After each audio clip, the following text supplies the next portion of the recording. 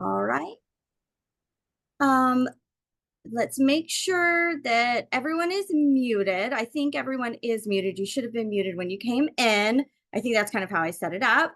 It just keeps the background noise down. So, couple pieces of housekeeping. Staying muted. You can have your camera on or off.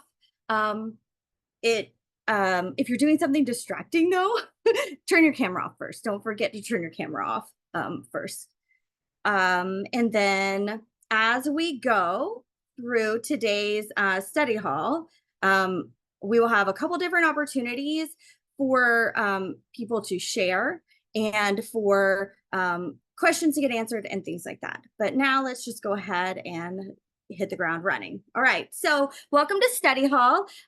This is like you all probably know because you signed up. Study hall is actually a meeting that happens twice a month for the members of the hub. And it is a time for us to get closer to our flight attendant goal, basically. So the way that looks is we have discussions about who's hiring. We have discussions about interviews, interview processes, like current interview processes, feedback on different experiences that the different candidates have experienced. We also practice an interview question every single time so that you can, so that time is not just used for consumption, but also for creation, because it's so easy as an aspiring flight attendant to get into a consumption mentality where we are watching YouTube videos, we are watching vlogs, we are feeling inspired, we are watching YouTube. I already said that, TikTok. We are like reading articles, and that is a fantastic way to learn. But there comes a point where we have to stop only consuming and start creating our interview answers, start creating our list of airlines that are interesting to us, start creating the steps that we need to get to our goal, right? So that's why study hall is kind of a mix of consuming and creating. It's an opportunity to really practice some interview skills, but it's just one question. It's not like a full high pressure moment that you're just like on the spot. Also, it is on video, which is helpful because a lot of the airlines use some sort of video interview, whether it's pre-recorded or it's like a live video interview, it's a group video interview. So being on video twice a month at least is helpful, especially if that's new to you or you feel uncomfortable. If that's something that you feel like is a sticking point, then being on camera, having the opportunity to talk in front of people on camera, see what you look like, hear what you sound like, all of those things just helps you be able to perform better and answer the interview questions the way you want to with less noise and stuff and anxiety kind of messing with you. Okay, so that's another thing that's really valuable about study hall, and the fact that there's other people around when you're answering your interview question or asking your question. That is a little more nervous, right? Like that makes you a little bit more like you feel more nervous if you're answering in front of someone, even though it's not like the stakes are so high, like we're in an interview or there's a recruiter there. It just makes you a little bit more nervous than if you were to just be by yourself or sending an email asking a question to me or something like that. And so that extra nerves that comes with just being sort of on stage, for lack of a better word, again, helps you learn how to regulate your nervous system, helps you to answer questions while feeling nervous, so that the first time you answer a question and feel nervous is not in an actual interview. You've already done this a couple times, you've already felt nervous, and so it just helps your nervous system and your body and your mind feel less terrified and more like, oh, okay, we've done this before. Yes, it feels scary, but we've done it before in study hall. And so it can kind of help with that as well. So those are some of the little magical parts of study hall that are not always easy to communicate when I just type up a list of here's what you get. These are things that are just like, they're hard to define and qualify, but they really are where the magic is. And so I hope in today's study hall that you get to feel some of that too. So the layout for study hall is we're going to first start with talking about airlines today. So normally what we do first in study hall that we have twice a month with the members of the hub, it's a much smaller group. There were over 400 people that registered for this free study hall. Now they won't all be here because some of them are going to get the replay and things like that. But the hub, the membership, the study hall for the hub is much smaller. So not everyone's going to get a chance to talk today. Not everyone's going to get a chance to answer a question today because the number is just too big. But when you're a member of the hub and you attend those study halls, there's always time for everyone to answer a question or ask a question and bring something to the group. Because of course, some weeks, sometimes you have something to say, some you don't. And so it really is a really nice balance where there's plenty of time for everyone to share that needs to, which is different than today. So first, we're going to start by talking about airlines. We're going to talk about who's hiring, and we're going to talk about some pros and cons for each of them. All right. Then we are going to do our interview question for the day. I'm going to present the group with an interview question, and I'll give you a couple minutes to think about it. And then I'm going to take as many interview answers as I can. So this is when you can use your raise the hand function, or that's probably going to be the best since we have so many people in here. So we're not ready for that yet because I haven't even given you the question yet. Then we're also going to talk a little bit more about the hub and what that is, what that means, how you can join it in case you like this one, but I know you're going to like it. So, so that you can join and attend all the future study halls too. If that sounds like if it feels like this would be supportive for you. And then I'm going to take time at the end for Q&A. We may have a small Q&A before the end too. Kind of depending on how our time goes. But at the end, I'm going to stay. This is when we'll go over time. And that's okay, because I like to make sure that there is enough time for enough questions to be answered. So that will probably be closer to our 2-hour mark, kind of getting near there. And this is just what happens every time I do one of these. It just goes a little bit longer. So of course, feel free to hop off whenever, because the time commitment, I know you have a certain amount of time committed to today, but if you can stay, that would be fantastic. And also you're going to get the replay. So if you do have to hop off towards the end, you'll get the replay. You can go ahead and fast forward to the end and listen to the last of it and the recording. All right. So, sounds good. Just want to check and make sure that good. Everything's looking good in the chat. I have to minimize it when I talk because otherwise it's just a little too distracted for me. All right, let's talk about airlines that are hiring.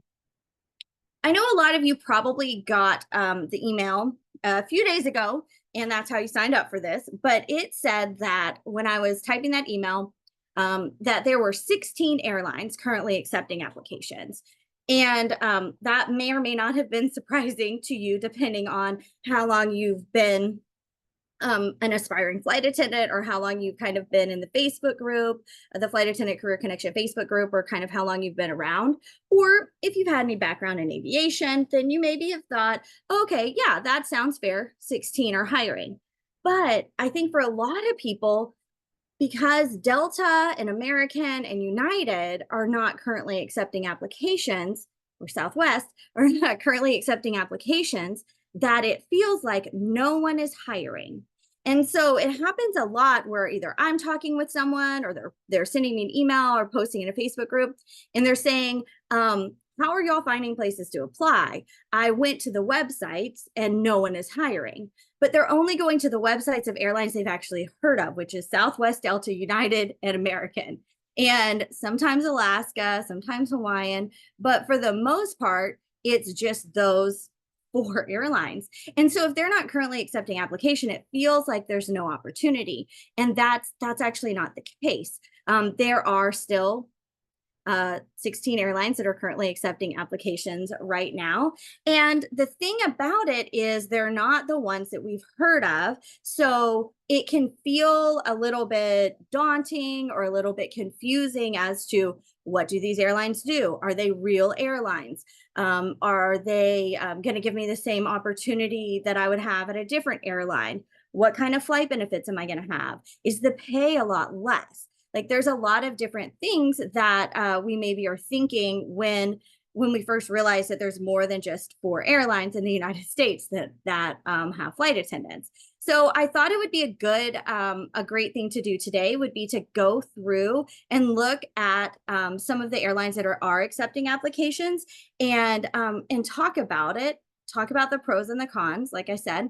And so let me pull up. I'm going to share my screen with you actually in just a minute once I get the thing up that I'm trying to get open. And so I'm going to share my screen with you so that you can see what I'm looking at. And this is a page from my website. How do I share? So I share screen. I would be able to find the share screen button on Zoom easier if it wasn't highlighted green. I think that's maybe, I don't know if that's just me, but I feel like since it's highlighted, it makes it difficult to see. Okay, but anyways, all right. So can everyone see my screen? Would you nod or give me a thumbs up in the chat, or can everyone? Because sometimes I share the wrong screen. This should be the airline listing screen. Yes, great, perfect. All right. Okay, so who's accepting applications? How to use this page? Hopefully most of you visited this before. So here we go. On this list of airlines that are in the United States, this is going to be very based on airlines that are in the United States. That's what my expertise is in. And because the regulations are different in different parts of the world, this is going to be very focused on airlines in the United States and people who are going to be working for airlines in the United States. All right. So this is a list of airlines that are accepting flight attendant. This is a list of airlines. I don't take the names of the airlines off when they're not accepting applications because I want it to be a resource. I want this list to also be a resource that allows you to learn about the opportunities, to have heard or read the name of airlines that maybe you haven't heard of before. So if they are accepting applications, it says accepting applications next to the name. And if they are not, then the name is just there. But these are all links, hyperlinked. So if you click on it, you can go and visit the website. You can read a little bit about the airline. Starting here at the top, they're divided by types of airlines. Sometimes I see lists like this that are organized alphabetically, but I like knowing what type of airline it is. So I have organized them by type of airline. We start with the legacy carriers. These are the ones that we've heard of. Legacy carriers, a legacy carrier is an airline that was in business before deregulation, before the government stopped regulating aviation the way that it was. I think that was like in the 80s. So that's where we get this term legacy carriers. For us, these are airlines we've heard of. These are airlines our mom has heard of, our neighbors have heard of. These are the airlines that people know about, right? So Alaska, American, Delta, Hawaiian, and United.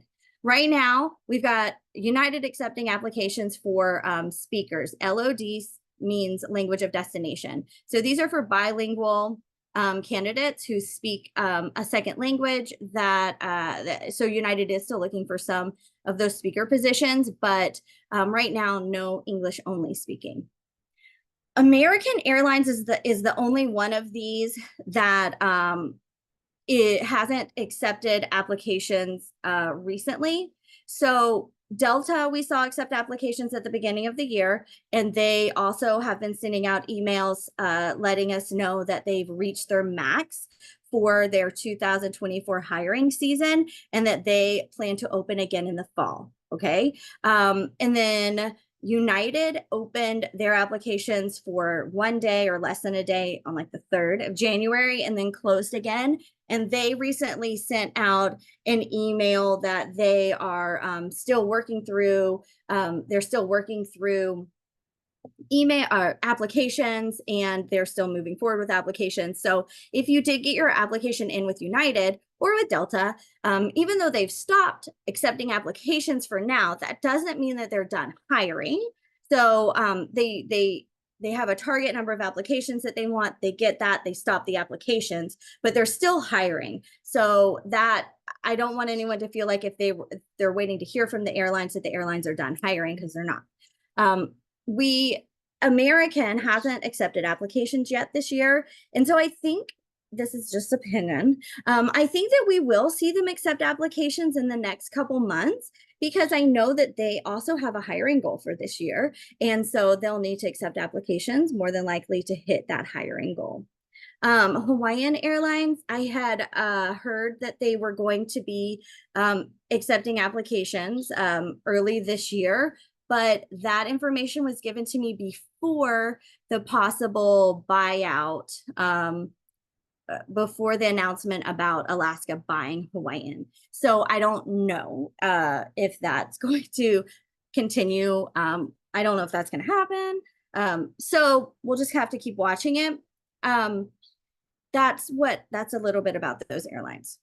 Okay, regionals. Regional airlines are airlines that usually operate routes for the legacy carriers. So they usually operate smaller routes, not necessarily shorter, but smaller, meaning less passengers need to get from one city to another. So smaller routes, not necessarily shorter. I think that's important because sometimes if we think about it as being a shorter route, or if we think smaller means shorter, then we think we're just going to be doing 45-minute flights all over the place, and that's not the case.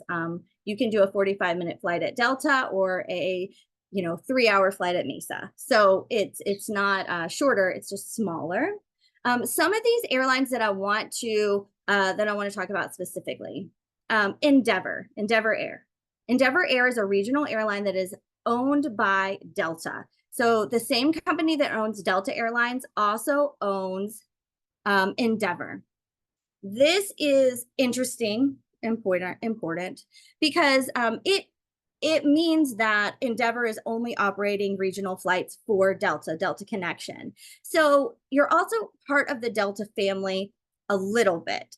It's kind of like you're a cousin, though. You're not just a brother or sister. You're a little bit like a cousin.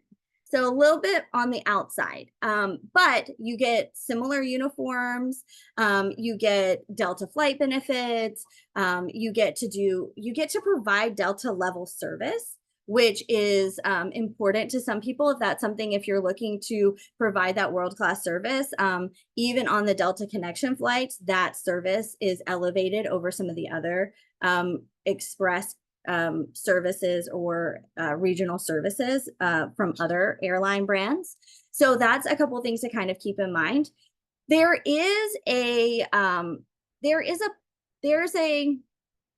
program that was launched not that long ago by Endeavor and Delta that was a way to give Endeavor flight attendants sort of like a leg up into becoming a Delta flight attendant. And that program made a lot of news, and it was really exciting when it came out. But from what I found, I don't know that Endeavor program is that much of a leg up.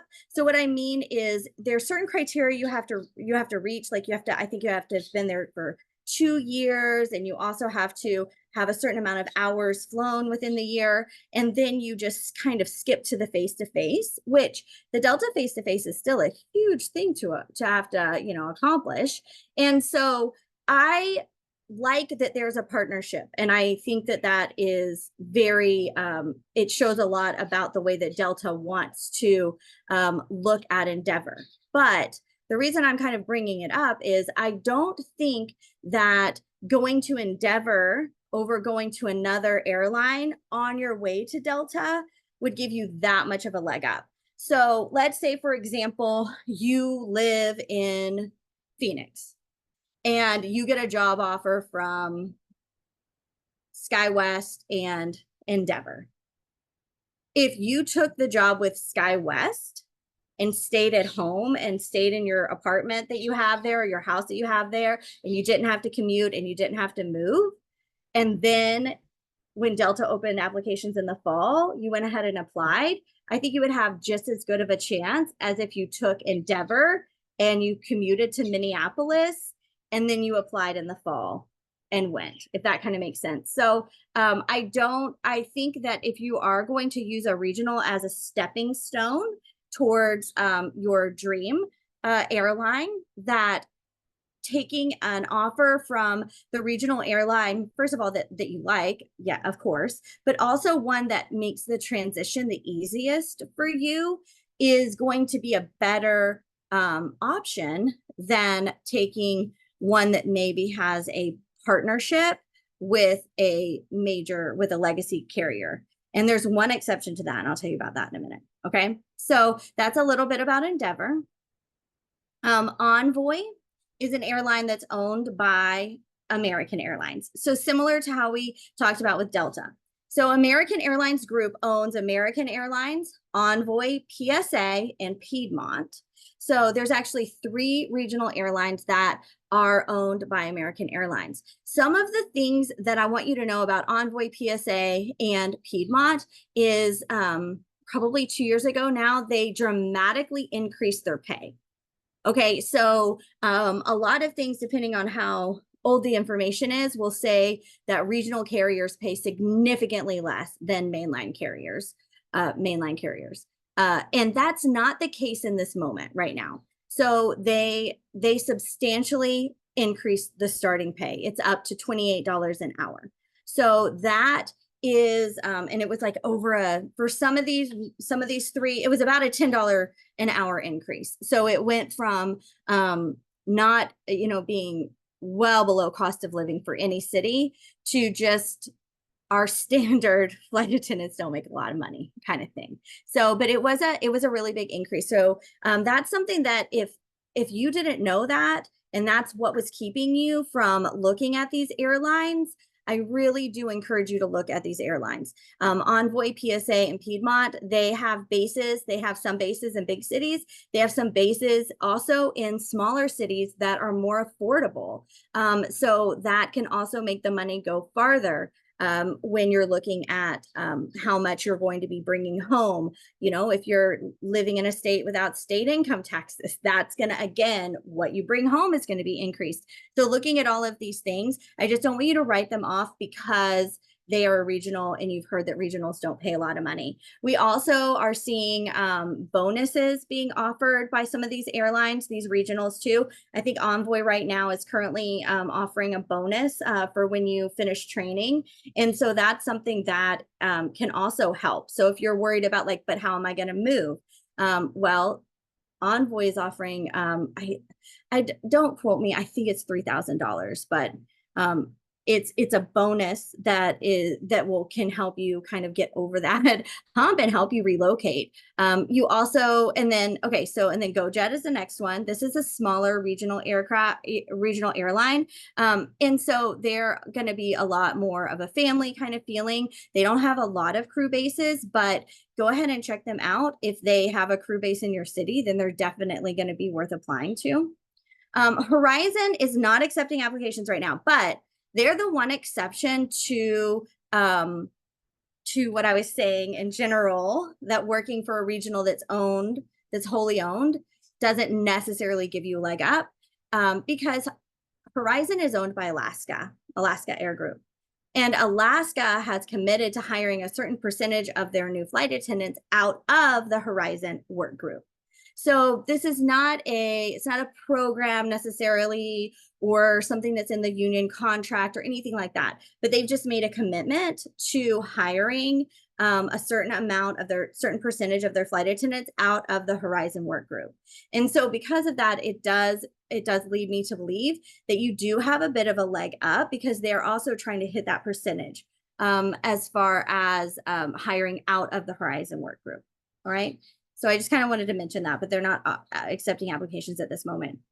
Key Lime Air, this one's based in Denver. If you live in Denver, I know it's called Key Lime, but if you're based in Denver and you're looking to work just turns, this might be an airline that you would be interested in.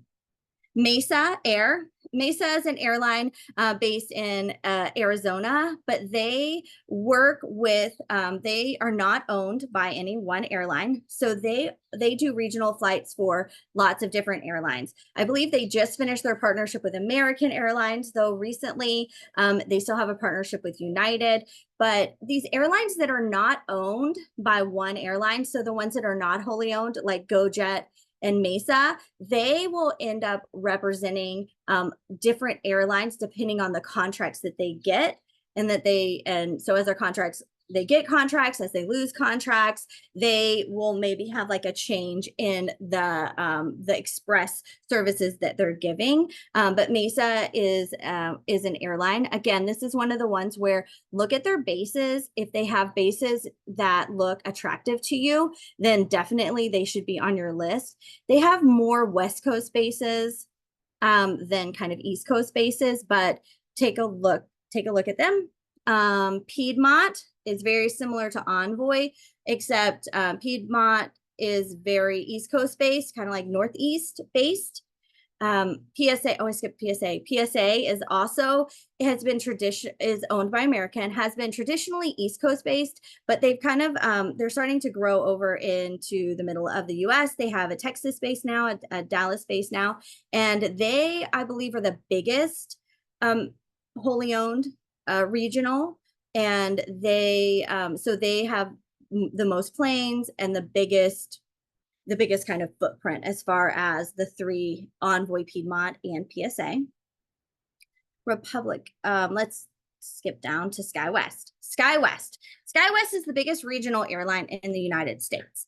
They are also probably, besides the ones that are wholly owned, I would say they're the healthiest. They have a very, very good reputation. They currently operate flights for Alaska, Delta, American, and United. So they have the most bases of any of the airlines too. They have a ton of bases all over the United States, Atlanta to Palm Springs. So they have a lot of different bases. You know, some are more senior than others. They also have a lot of flying available, so they have a lot of work. If you're if you're kind of nervous about money or not being able to work enough, SkyWest Airlines has the opportunity to work enough, a lot, you know, more than probably guarantee as well. They just recently got a new pay scale. They are not unionized, so they don't have a contract. They don't have a collective bargaining agreement, but they have a group of employees who apparently operate sort of like a union. So they do get what's sort of like a contract that comes out every certain amount of time. And they just got a new one with a new pay scale. They also get boarding pay. So they're the first regional to offer boarding pay. And so that's really exciting. That's something that, you know, definitely is a newer thing to negotiate for. We will see more and more airlines adding boarding pay over the next, as these new contracts start to get signed. We'll see it. It'll be common. Like, I'm really excited. It's going to be the norm before long. So, but for right now, SkyWest is the first regional to offer it. So that's really exciting. Moving down to low-cost carriers.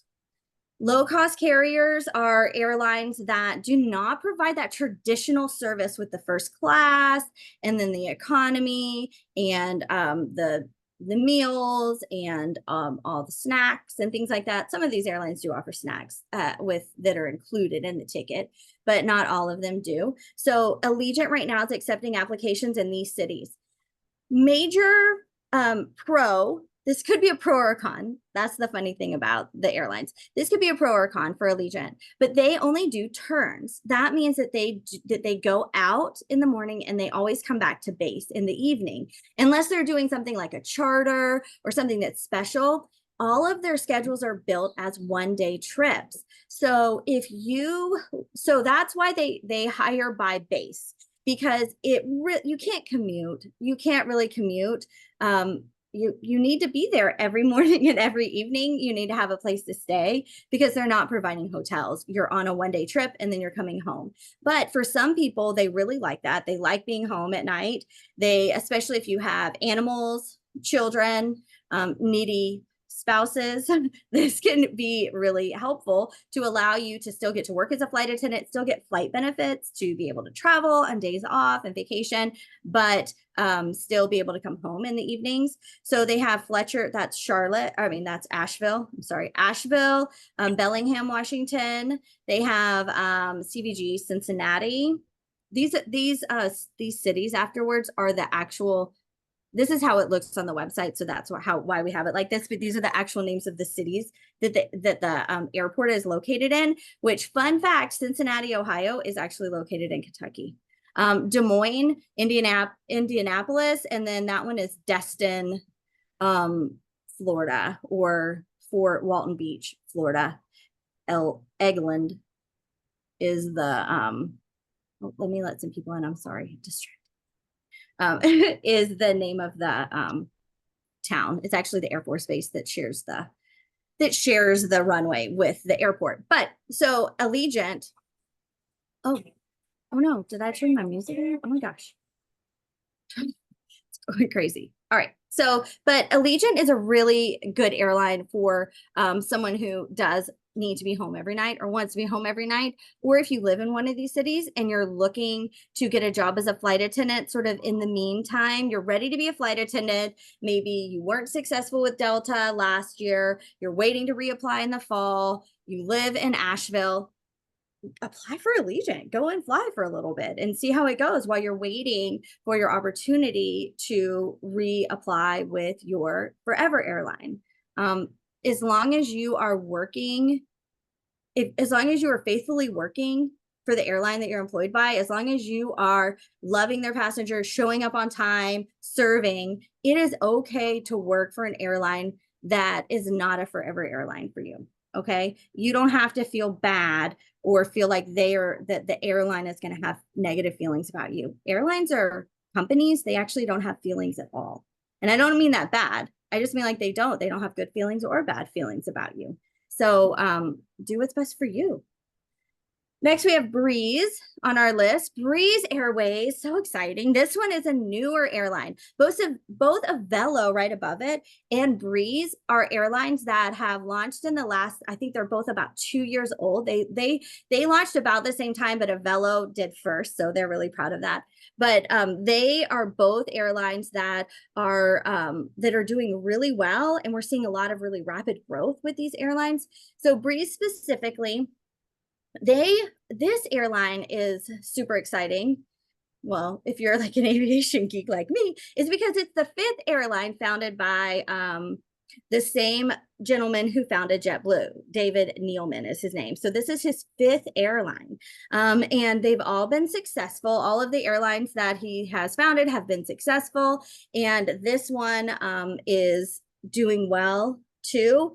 They are their slogan is about being nice. They're the nice airline, and they have pretty blue airplanes. They have bases in mostly the Southeast, but they also have one in Utah, and they are growing. They do have smaller planes like regional jet planes, but then they also have larger planes too. And we're just going to see more and more growth with them. So they're really exciting. They do a lot of turns, like we were talking about with Allegiant, but they do overnights as well. So they don't only do turns like Allegiant, but we do see a lot of turns right now in their schedules, or 1-day trips in their schedule. So that's something to keep in mind as far as commuting versus living there. And they do require you to move. One thing that they require is for you to live within 50 miles of the airport. And that's because there are so many right now, so many turns. But that's not their business model to only do turns. So that's not something that is just a guarantee. Frontier Airlines accepting applications. They are growing. They just announced a brand new crew base in San Juan, Puerto Rico, which is really exciting because we haven't seen that before. You know, there's some small like airlines that fly around the Caribbean, that have had San Juan bases, but this is really, really exciting. And I'm excited to see where it's going to allow them to have access to and where they're going to be able to expand to. They're getting new airplanes all the time, which is a really good way to judge if an airline is growing or is planning to grow. How many airplanes do they have on order, things like that. So I'm a big fan of Frontier Airlines. And then these other airlines are not currently accepting applications: JetBlue, Southwest, Spirit, and Sun Country. Okay, now let's move down to our charter airlines. Before I dive into that, I'm going to just check into the chat for a minute, just make sure. Companies don't have feelings. I know, I don't mean that ugly.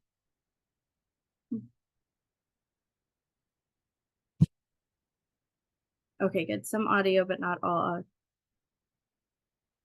Yep. Okay, good. Good, good, good. All right. So it looks like it's just sort of some chatter. I just want to make sure there wasn't issues or big questions. All right. Next, we have charter airlines. So these airlines are airlines that you probably have not heard of. And that's because you cannot buy a ticket to ride on these airlines. These airlines, their business model is set up so that they don't just sell one airplane seat. They don't have a scheduled service. They instead offer their airplane up for charter or for rent to organizations or companies that need an entire airplane. Okay, so for example, the Department of Defense is a really big customer for most of these charter airlines. The Department of Defense is the military, the US military. And so the military doesn't have a lot of passenger aircrafts that they're just like moving people around in. That's not something that they're going to be using their resources for. So it's more affordable and better for them to rent or charter an airplane when they need to move large amounts of people places. So the Department of Defense will charter, they have partnerships or contracts with these charter airlines. And so the airline is providing the pilots, the flight attendants, the food, the maintenance, all of that. And then the passengers just come on board. So these are really an airline that has a Department of Defense charter contract is the best way to become an international flight attendant immediately. So they will immediately allow you to fly internationally. You will be flying all over the place from the beginning. You will fly everywhere that, the military is moving troops around.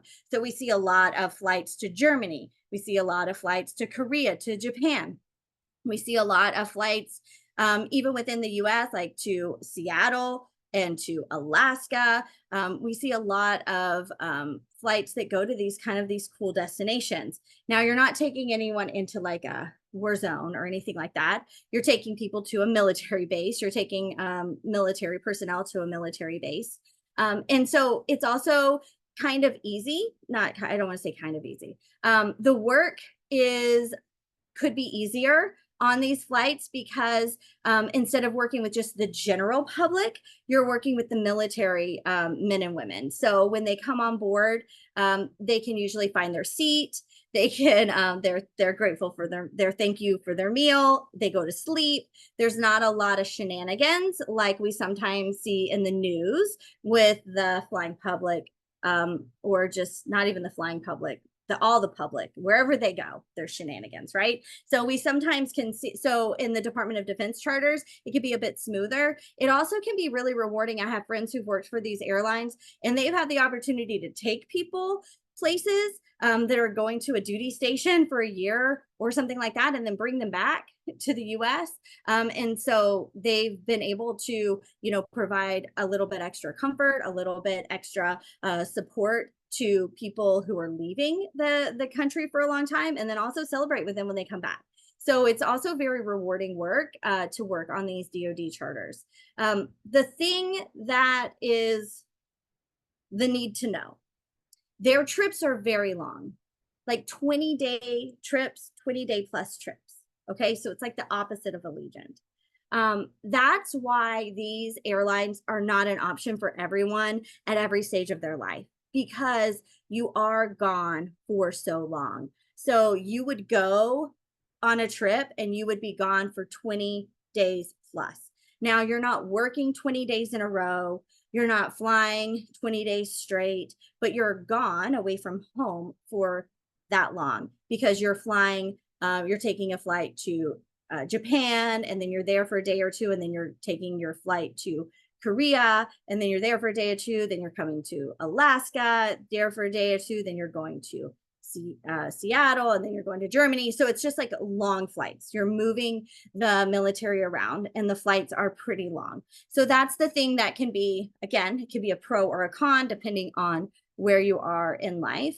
Working that much can help your paycheck go up more quickly than if you're working for an airline that you're not, working every day or on the clock every day. You earn per diem. As a flight attendant, we earn per diem every hour that we're on duty. So if you're on a 20-day trip, you're on duty 24 hours a day for 20 days, you're earning some per diem that entire time, which can also help increase your check. And per diem is not taxed the same way that income is.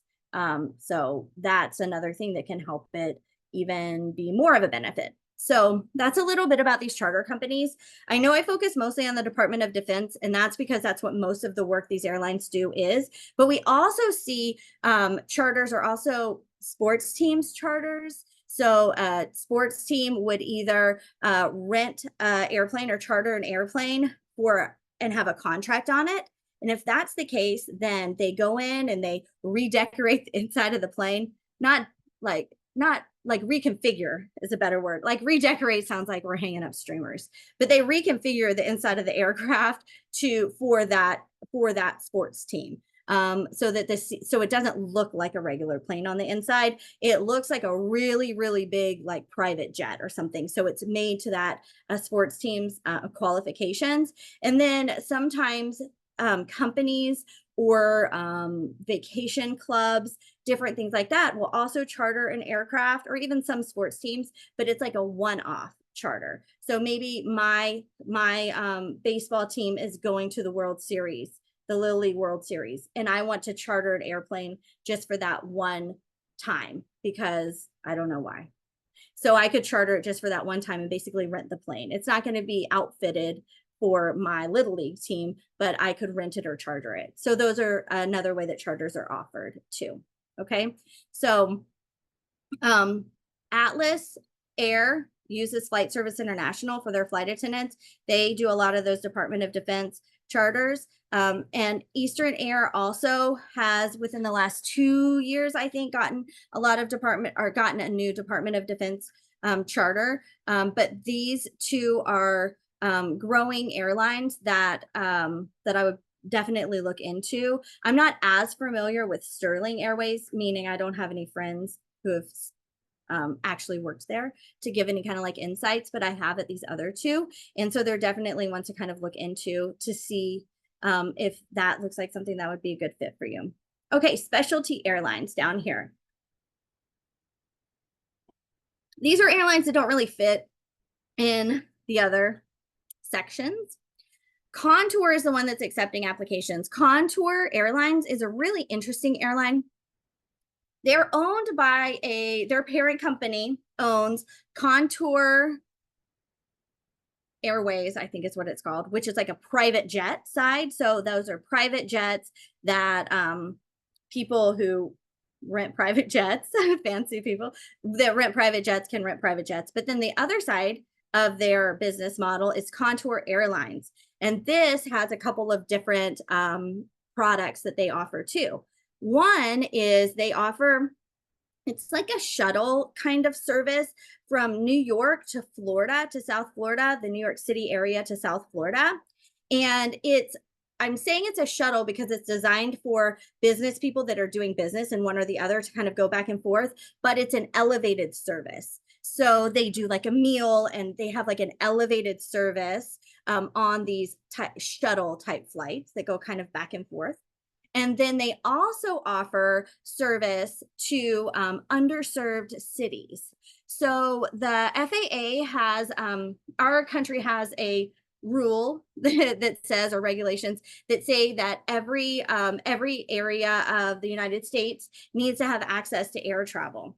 Some parts of the country don't have enough people that live in them that want to buy airplane tickets to make those routes profitable. So the government will subsidize those routes. Contour Airlines is one of the airlines that does those subsidized flights. So, for example, I actually got to fly Contour for the first time in December, and I flew from Charlotte, North Carolina to Shenandoah Valley Regional Airport, which is in the middle of nowhere, Virginia, which is where my in-laws rented a house for Christmas. So we got to fly, and since it's in the middle of nowhere, the Shenandoah Valley Regional Airport, it had one gate. It has one flight a day, in and out, one flight in, one flight out. It looked like a high school on the outside. It was like so tiny. But it was really nice experience. But there's not enough people in Shenandoah Valley that want to buy an airplane ticket somewhere for American Airlines to start operating out of there. They can't be profitable. So again, the government will subsidize these routes. All right. So that's kind of what they do. The reason that I'm explaining that part is because, first of all, it's interesting to know that that's a part of aviation, but also there you would go to very, very little tiny towns. They have some places in, I think, Mississippi that they go. They have a couple places in Virginia, West Virginia, and that flight attendant was overnighting there too. We flew up late. The flight got in at like, I don't know, 9 o'clock or something, and the crew was overnighting there in Shenandoah Valley. It was like in the middle of like a cow field. It was interesting. So, but that's a little bit about that airline. All right. So that's a little bit about the airlines. Like I said in that email when I invited you to study hall, I just kind of wanted to go over some of the pros and cons. In general, I'm going to stop sharing first. In general, pros for any airline are going to be that you're going to have flight benefits. Okay. So flight benefits for every airline. If you end up for every airline that's not a charter, let me say it that way. So if you end up working for Mesa or SkyWest, you will have flight benefits that would allow you to travel and fly on more than just Mesa, more than just where Mesa flies. If you work for Southwest, you will have flight benefits that allow you to fly and have and fly standby, right? Because that's what we fly standby. You would have flight benefits on more than just the places Southwest flies. So if you want to go to Paris, you can still you can fly non-revenue on standby to Paris on other airlines. Okay, so that's something that I think is a big pro for all of these carriers. Charters are different because flight benefits are reciprocal. That's the word, reciprocal. So that means if Southwest will let you fly on their airline, if your airline will let their employees fly on Southwest I said that backwards. So reciprocal means like, I'll let you use my plane if you'll let me use your plane, your seats, not flying the plane, but you know what I mean. So because a charter doesn't have scheduled service, they don't have anything to offer back. They can't say like, I'll scratch your back, you scratch mine. They can't scratch your back. So that's why they don't have traditional flight benefits. But they do get to see the world and fly internationally from the beginning. Okay, so that's something too to know. And then I kind of mentioned this when I was talking about the regionals, but we are at this moment seeing a lot of consistency in pay and flight attendant pay. Of course, there's some nuances. Some do pay a little bit more than others, but in a lot of ways, you are right now at this moment, we're looking at really kind of comparable pay in airlines across the board. Now, that being said, I got a letter from the AFA yesterday. I mean, I'm on their email list. They don't like email me personally. Although if Sarah Nelson wants to email me, that would be fantastic. But the email said that over 2/3 of US flight attendants are currently in contract negotiations. over 2/3, which is so many. That's like so many. So 2/3 of the flight attendants in the United States are in contract negotiations. Whenever the contracts get accepted and ratified, I'm thinking in the next 6 months, it's going to be happening. We will start to see again a difference in pay between some of the smaller airlines and then these big boy airlines. But we won't see the smaller airlines pay drop, which is great. We're just moving everything up, and a rising tide lifts all boats. So anytime one airline gets a pay raise or boarding pay or better work rules, it is going to allow other airlines to negotiate for better pay and boarding pay and all work rules. So it really is kind of an exciting time to start to see everything kind of lift up. So even though some of the pay, so the part of the reason I say that is because it's really easy to kind of nitpick pay and say like, well, this airline pays $1 or 75 cents more than this airline, but it's all going to be changing soon because 2/3 of the flight attendants are in contract negotiations. So we're going to see changes over the next 6 to 12 months. And I don't know who's going to end up on top. Everyone's going to end up better though. That's the good news. Everyone's going to end up better. I don't know who's going to be the highest paying this time next year. I don't know who's going to have the highest boarding pay this time next year. I don't know who's going to get that negotiated the highest, but I know everyone is going to be making more money and everyone's going to have better situations than they are right now, which is really, really exciting. So let me see about the chat. Let me check into the chat and see if there's any questions.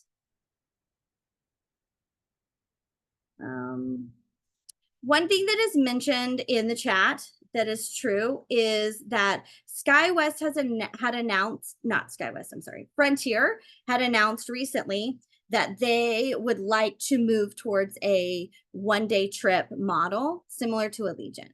So that seems to be where they're going, but that's not what they are currently. So they're not currently doing one-day trips. And we never really know exactly what's going to happen as far as if they're actually going to pull it off or if they're not. So that's just sort of something to keep in mind though.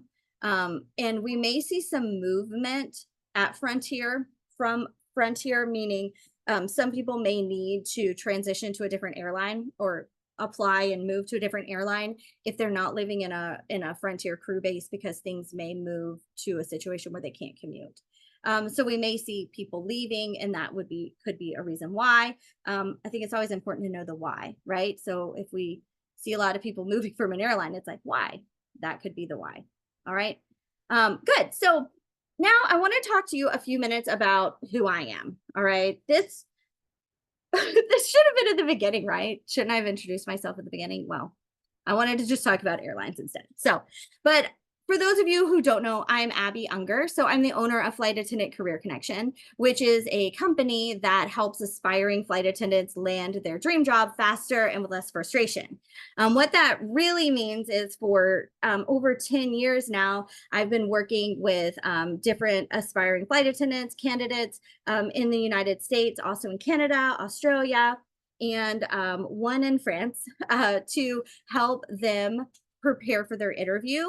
I also, so one thing that I'm really passionate about is helping people achieve their flight attendant dream. And what that means is making sure that they know what they bring to the table. They know what part of their experience is relevant and useful to the airlines, deciding what they do want to share, what they don't want to share, and then also helping navigate the differences between all the different airlines and what does the lifestyle look like and all of those different things. I started my career in aviation in 2006. I was a flight attendant. I worked for Continental Airlines for a little while. That's where I met my husband. Actually, he was a customer service agent for Continental as well. We met in the Charleston airport, Charleston, South Carolina. That's where I'm from. And yesterday we actually celebrated our wedding anniversary, our 16th wedding anniversary.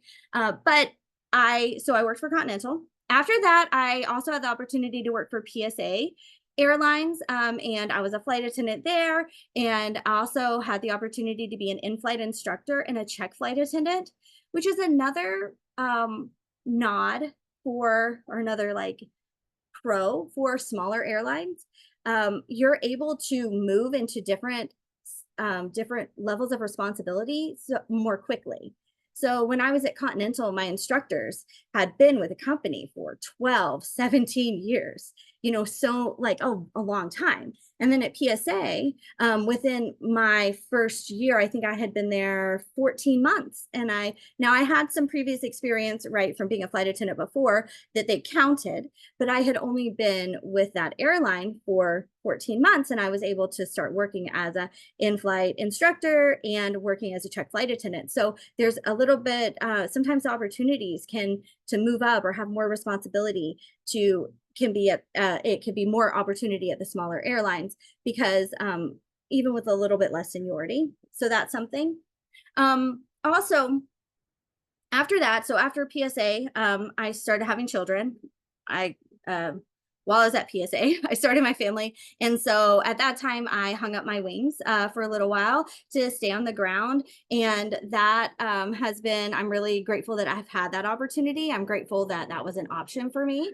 I have lots of mom friends who are flight attendants, either that started being flight attendants and then had babies, or they already had children and then they started being a flight attendant. And so there's lots of different ways to do it.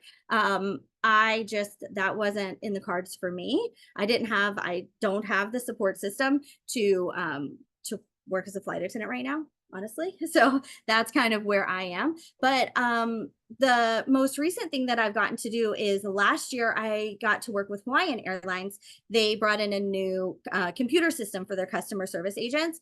And so they hired some external instructors to learn that program and then teach all of their current guest service agents the new system, and I got to do that. And that was such a really cool opportunity to get to learn about another side of aviation, and then also get to do instructing, which I love to teach. So got to learn a lot of cool things with that. So that's the most recent thing that I've done. I live in Hawaii, and my husband is still in the aviation industry, still works for an airline. He actually works for Southwest. He's on the ground. He's ground ops in ground ops department. And so we do still have flight benefits. Thankfully, even though I'm not a working flight attendant, we still have flight benefits, and we get to non-rev back to the mainland several times a year, which is always an adventure. So I feel like I'm pretty good at non-revving. If anybody has questions about that, about getting super creative about how to get off of this island and onto the bigger mainland is a challenge, but we've been able to do it.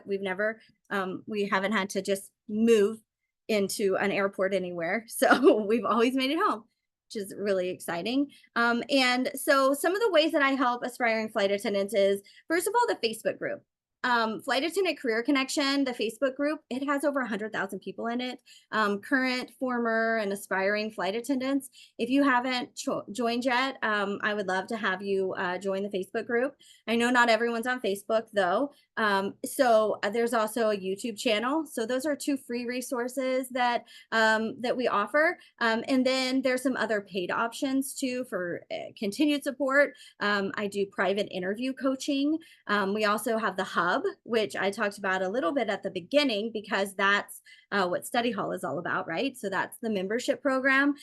There's an interview workbook with some training that I update every year. So it still says 2023. I haven't updated it yet this year, partly because Study Hall was coming. This Study Hall was coming, and I wanted to make sure that we were focusing on this, but that will be updated in the next month or so to a 2024 version, which once you purchase, you always get the updates in your portal. And then also, I think that's all of them. I think that's it. So those are the things that we do. And email. I forget about the email, but also there's an email list. I hope you're on it. If you got the email from me about that invited you to this, then you're on the email list. But that I try to send out an email about every week that is encouraging. It sometimes has announcements in it if someone announces they're going to be accepting applications, but it's got encouragement, it's got some insights in it, it's got some information, usually about something that I've noticed people have been asking about recently. in the Facebook group, things like that. So that's a little bit about me and about Flight Attendant Career Connection. The next thing that we're going to do is, you know what, let's open for questions. Let's open up for questions for a little bit. We can do questions for a bit, and then we will transition to our doing our practice question. Okay, so if you would, there's a way to raise your hand on the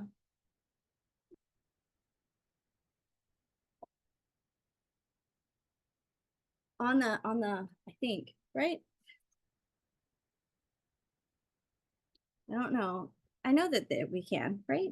Or are there too many people? I don't know if it's limited, if there's a certain amount of people. I don't think it would. Oh, there, look. Miss Shawnee raised her hand. So you can raise your hand. All right. So do you have a question? It was just to show you that we can. Okay. I don't have a question. Thank you. Thank you. Thank you. Okay, good. I appreciate that too. Oh, thank you for the anniversary. Go to reactions. Okay.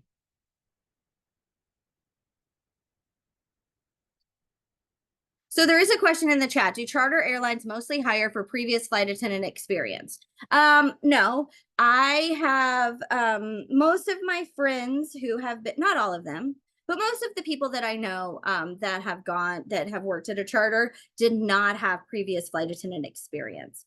So these charter airlines have their own training program. It's different than being a corporate flight attendant or a private flight attendant.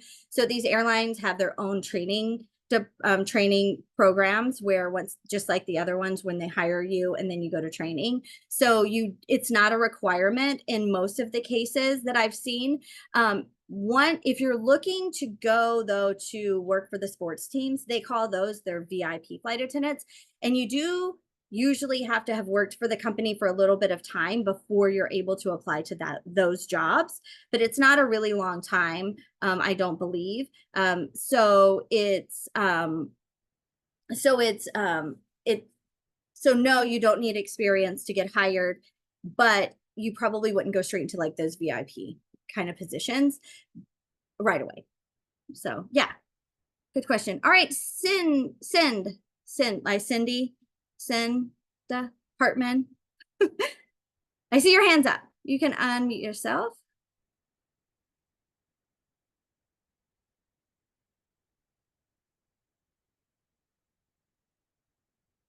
Let's see, ask to unmute.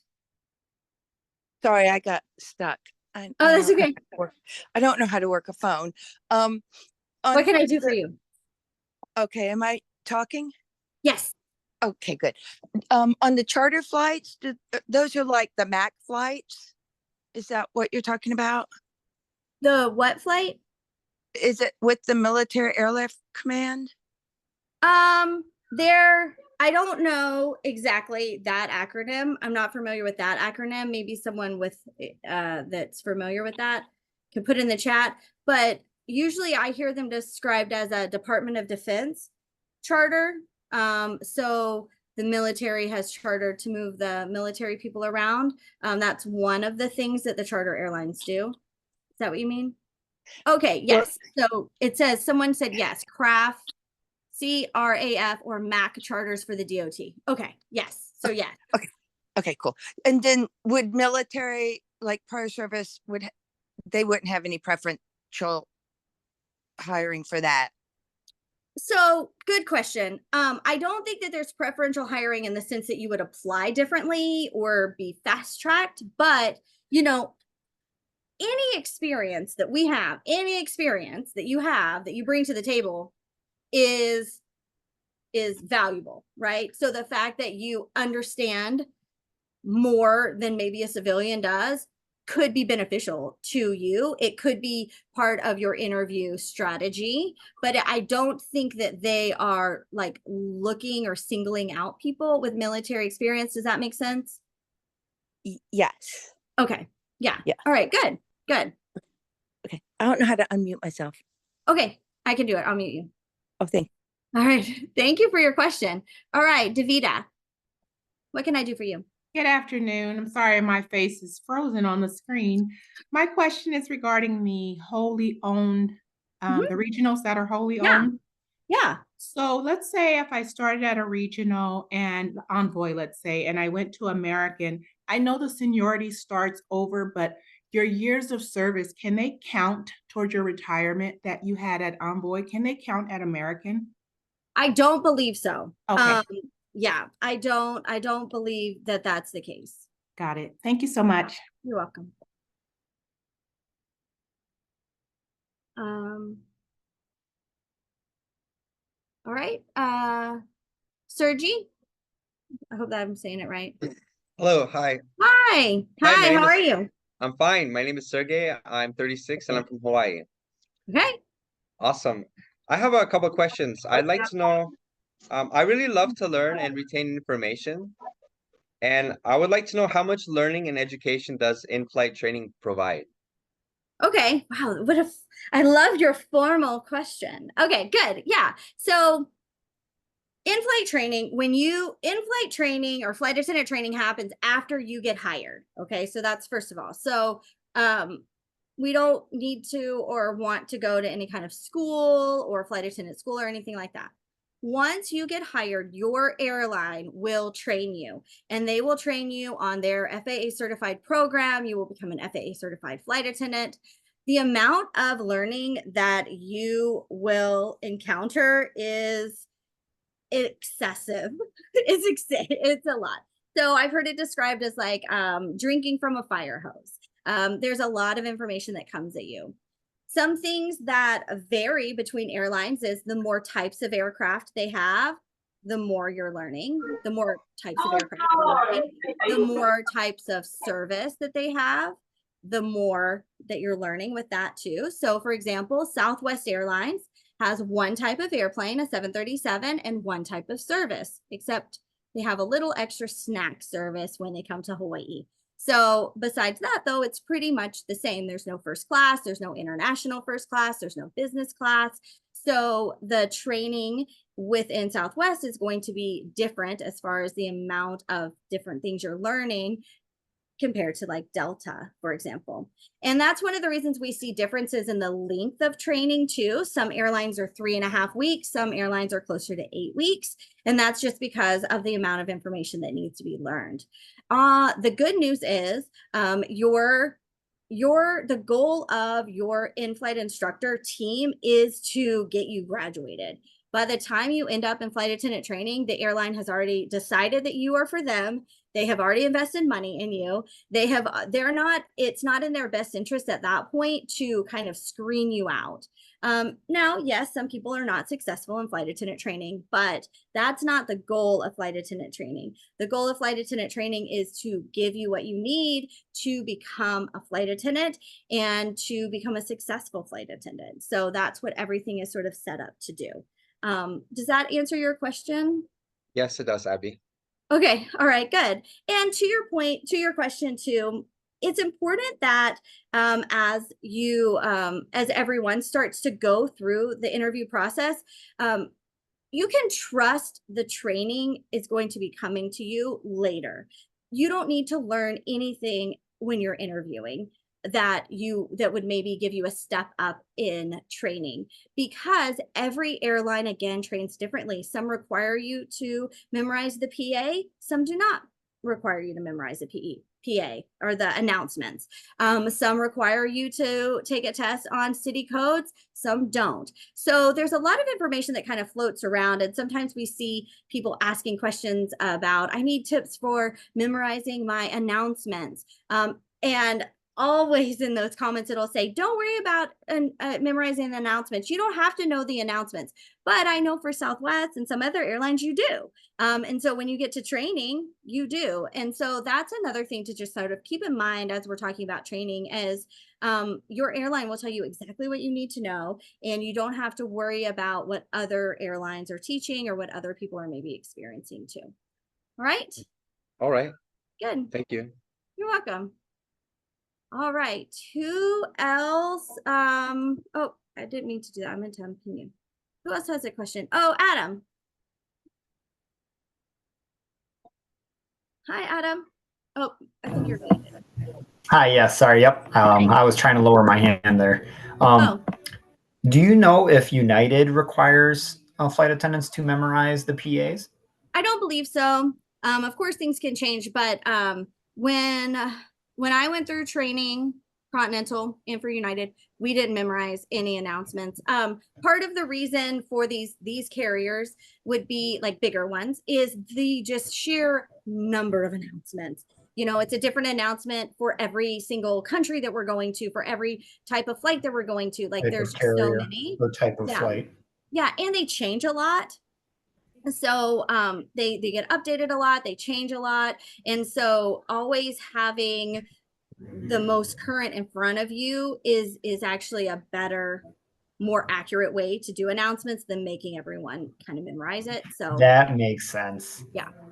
The reason I asked is because, I'm a language applicant, so it'd be nice to have a translated standard Right. one. I can create my own, but I'm, just.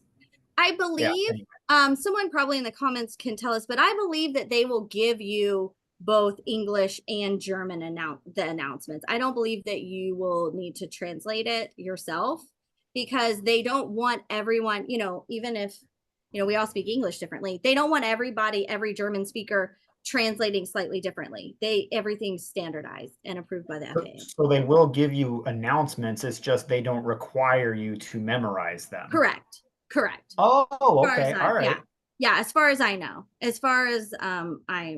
I know. Yes. As far as Yeah, based on which I've not been a speaker, but that's why I'm kind of looking in the chat because I have a feeling someone maybe will have known. But yes, because they want everything standardized and everything gets approved by the FAA too. So those announcements, they have to be approved. They have to be in FAA compliance. There's certain things that have to be said a certain way. And so I could not imagine that they would just have you be just translating willy-nilly, whatever you're thinking it says. I think that they would really standardize it because they standardize it so much for English speakers too. It's very standardized. So yeah, but that's a good question. Yeah, good. Thank you, Abby. Thank you. You're welcome. Who else has a question? All right. There's a question in the chat. How to prepare for the video interview. How to prepare for a video interview. Okay. So if you have a video interview, I'm guessing this is a pre-recorded. I'm going to assume it's a pre-recorded video interview. So on demand, well, maybe not if you have it Tuesday. If you have it Tuesday, then it's probably live because you have a time that you're going to have it. So first, minus Tuesday, awesome. Okay, so if you have a video interview with a person, a live video interview, it's like this, it's like a Zoom. It's not, they don't use Zoom, but it's one-on-one. You are going to be preparing for your interview the same way that you would prepare for any kind of face-to-face interview. So that's going to be, if you have the Flight Attendant Career Connection interview workbook, you're going to be going through that and working on making sure that you have a collection of stories that you have put into the STAR format that are at your disposal so that when you're asked a question, tell me about a time when, that you have access, mental access to a collection of stories that you can answer with. So that's a little bit different than making sure you have an answer for every question. If you use the example questions that you can find on the internet or in the workbook, if you use those to help develop your stories or help jog your memory, then if you are asked a question that you haven't heard of before, and it's a tell me about a time when, you will have access to enough stories that one of those stories is more than likely going to fit the scenario. And it might have to be sort of like slanted one way or the other, or the focus moved from teamwork to a disgruntled customer or something like that. But that is a really good way. That's to prepare for any of these, for any interviews. More like really specifically for a face-to-face video interview with another person, you're going to want to make sure that your computer doesn't have any updates, like pending updates in the background. and because you don't want it like doing a weird restart thing while you're going. And then also thinking about what you're wearing. You know, they're not going to see your whole body, but making sure that you have your interview dress as if you're going to an actual in-person interview, and make sure that you are sitting in a chair that you don't wiggle and wobble in a lot. Like sometimes I'm coaching people and they're just like in the spinny chair, just like spinning, you know, because they're nervous. Right. So that's another thing that sometimes if you sometimes I encourage people to switch their chair out for like a dining room chair, to make sure that they're sitting still. And you'll want to pull up, well, I mean, like right now, even we're kind of on Zoom, and kind of look at your background. Your background doesn't have to be plain. Your background doesn't have to be like, look like you're in some like blank walled studio or something like that. But you do want to make sure that whatever's behind you is not offensive or super distracting. You want to make sure any pets or children or other loved ones are not in the room that could cause distraction while you're doing your interview. If you're talking about an on-demand interview, meaning like the pre-recorded video interview, the advice is really similar, except I also want to, you have a couple things at your disposal. You can have notes more readily accessible to you, because I don't want you reading your answer at all. In fact, some airlines will even say, do not read your answer, but you can at least have notes so that when the question pops up on the screen, during your time to prepare, you can go and find the notes for that one and kind of refresh it, but then turn it over so you can't see it. So you're not tempted to look at it, and then you can deliver your answer. Also be careful about re-records. Sometimes you have the opportunity to re-record your answer for these on demand, and that's a nice, you know, like support system or support. But what you want to make sure that you're not doing is that you're not aiming for perfection with your re-records, because more than likely perfection's not going to be what you hit, right? Perfection's pretty hard to get. And so what has happened to my clients sometimes is they re-record, and then their last re-record is not nearly their best. So just be careful about re-records. You don't have to make your answer perfect. You just have to, your answers only have to be good enough to get you to the next step. We only need like a B. Like we just need to like get to the next step, right? You don't have to be perfect, make 100, nail the whole thing. You just have to do a really good job. So if you make sure your goal is like do a really good job, then that can help too. All right.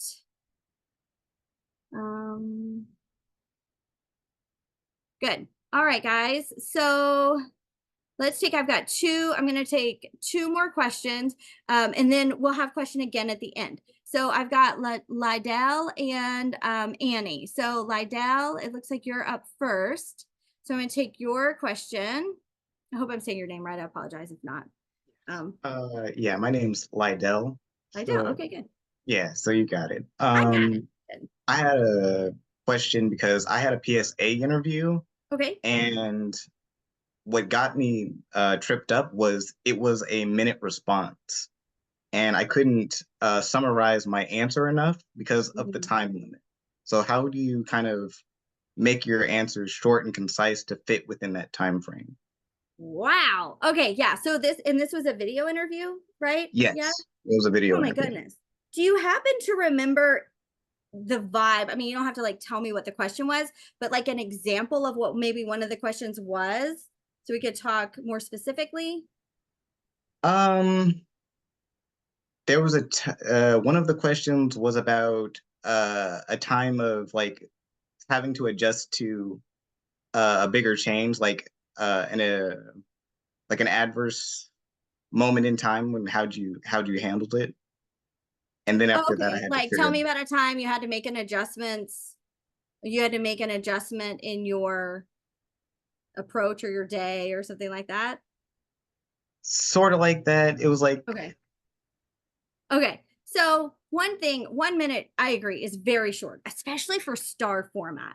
You know, that because we got to have context sometimes, right? So if I'm looking at a star format one, I'm going to make sure that I am jumping in and getting to my A, which is my action, the action as quickly as possible.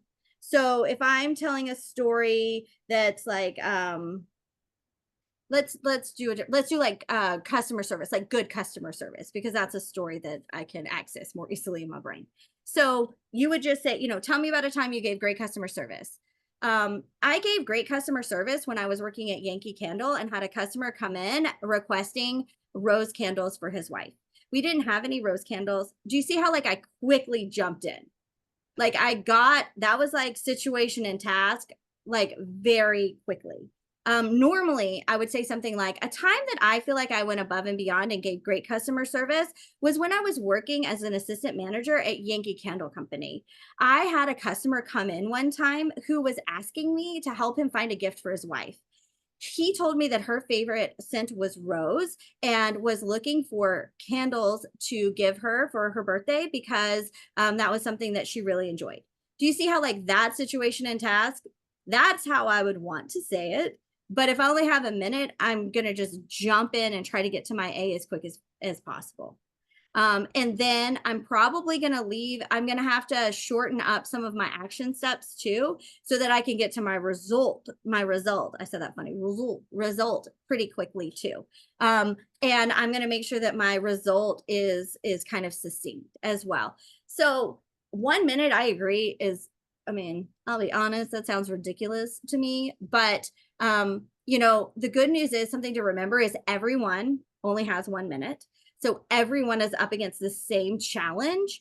And so it's not like some people are really getting to do like their full answer and you're not. So everyone is kind of facing this challenge. But I think if you are working to try to get to your action step, which is like the meat of your story, as quickly as possible, that can help to cut off a good amount of your story.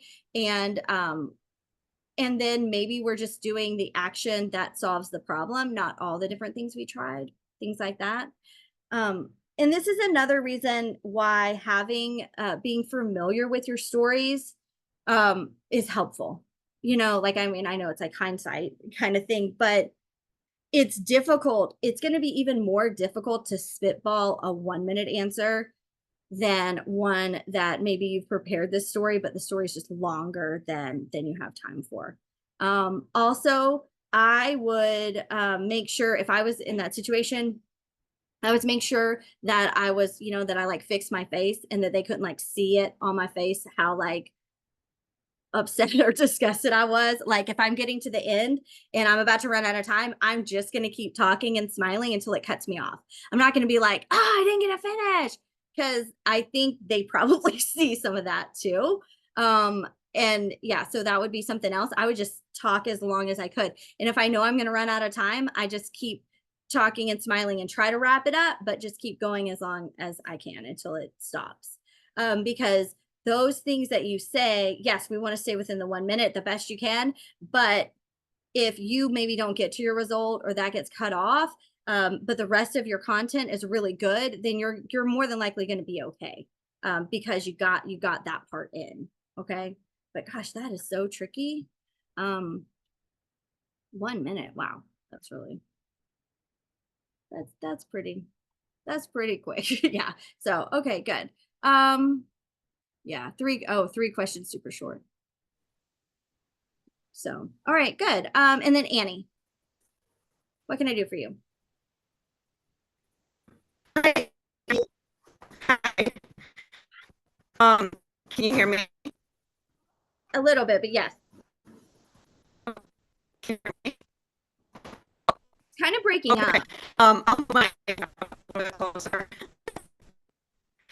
Yeah, your video and audio is breaking up. Annie, I can't hear you. Can you put your question maybe in the chat? Yeah, I'll put it in the chat. Okay, I'm sorry, but I couldn't hear you. All right, good. All right, guys. While she works on that, why don't we all put something in the chat? I would love to hear something that either like you didn't know or you found exciting that we've already talked about today. Maybe a type of airline or something that you've just like enjoyed learning or enjoyed hearing today that you, something that you learned. If you would put that in the chat, I think that that would be a good way to, first of all, it kind of locks our learning in, right? Because now I just made all of you sort through your brain for all the things we talked about. And that really is going to help help it stick a little bit more and hopefully inspire too.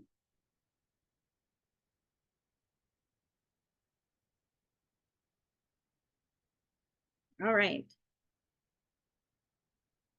Oh, airlines don't have feelings. Good. Yes. Yes, airlines don't have feelings. It's always like, I don't want to make them feel bad. I don't want them to feel this way or feel that way. They don't have feelings. They don't. That's okay. It's okay. You can't make them love you, but it's okay. All right, Annie's question. How do you feel about general answers to questions? Okay, I am guessing that this would be, what do you do if you have a star format question and you don't have a specific story to tell? Can you give a general question about, or a general answer? That's what I'm gonna guess that means, because that's usually what it means. All right, here's the thing. If the airline is asking you about a star format question, tell me about a time when you had a coworker you disagreed with. You had a manager you didn't agree with their decision. You had a customer who was upset with you. You had a whatever. Those are usually ones people struggle with. Okay, so if they're asking you this question, a time you had to quickly pivot your responsibilities, a time you had to change your approach to meet the needs of a customer. If they're asking this question, it is because they think that you will experience this as a flight attendant, and they want to make sure that you have already experienced this and have the skills to navigate it. Okay, so if we say, tell me about a time you had you had a coworker that you didn't get along with, or you had a coworker not pulling their weight, and you say something like, you know, I work as a realtor, and so I really don't have teammates, but if I did have a teammate do that, I would do this, that, and the other. That's not giving them the information that we want to give them. Okay, so if that kind of makes sense. So basically, my answer to this is we need to have an answer. We need to have a story. We need to have experienced this thing that they're asking about so that we can prove to them and we can show them, we can showcase how we've navigated this kind of situation before. So if you don't have traditional teammates because you're a realtor or a hairstylist or a photographer, then I want you to be thinking about your teammates in a much broader sense. You know, like the people who work in the same office as you, the closing realtor on the other side of the table, the makeup artist and the wedding planner. If you're a photographer, you have teammates. They don't have to be fellow employees. They don't have to be all working at the same company as you, but you have had some other person working towards the similar goal that you're working towards. And I think that when you start to expand out more than just like a traditional thought about some of the questions, that you probably will be able to access a story. Also, the negative kind of ones, like disagreement with a manager, didn't get along with a coworker. These are not like you had a fight or like you were like scrap with them. Like it's like beat them up. Like this is like more just in general relationship with other human beings. So this stuff happens. Like, tell me about, like, I mean, if you think about like with your kids, like tell me about a time you didn't get along with one of your kids or you didn't get along with your spouse. Like we all have, right? But it doesn't mean that we don't have a relationship with them or that we're a bad person or that we weren't able to avoid any kind of conflict. And so we're not a good mother, wife, person. it doesn't mean any of that. It just means that we have had interactions with another human being about something that was important to us. So I think that that can kind of help. I don't think it's a great idea to just say, this is what I would do. Now, as a last resort, yes.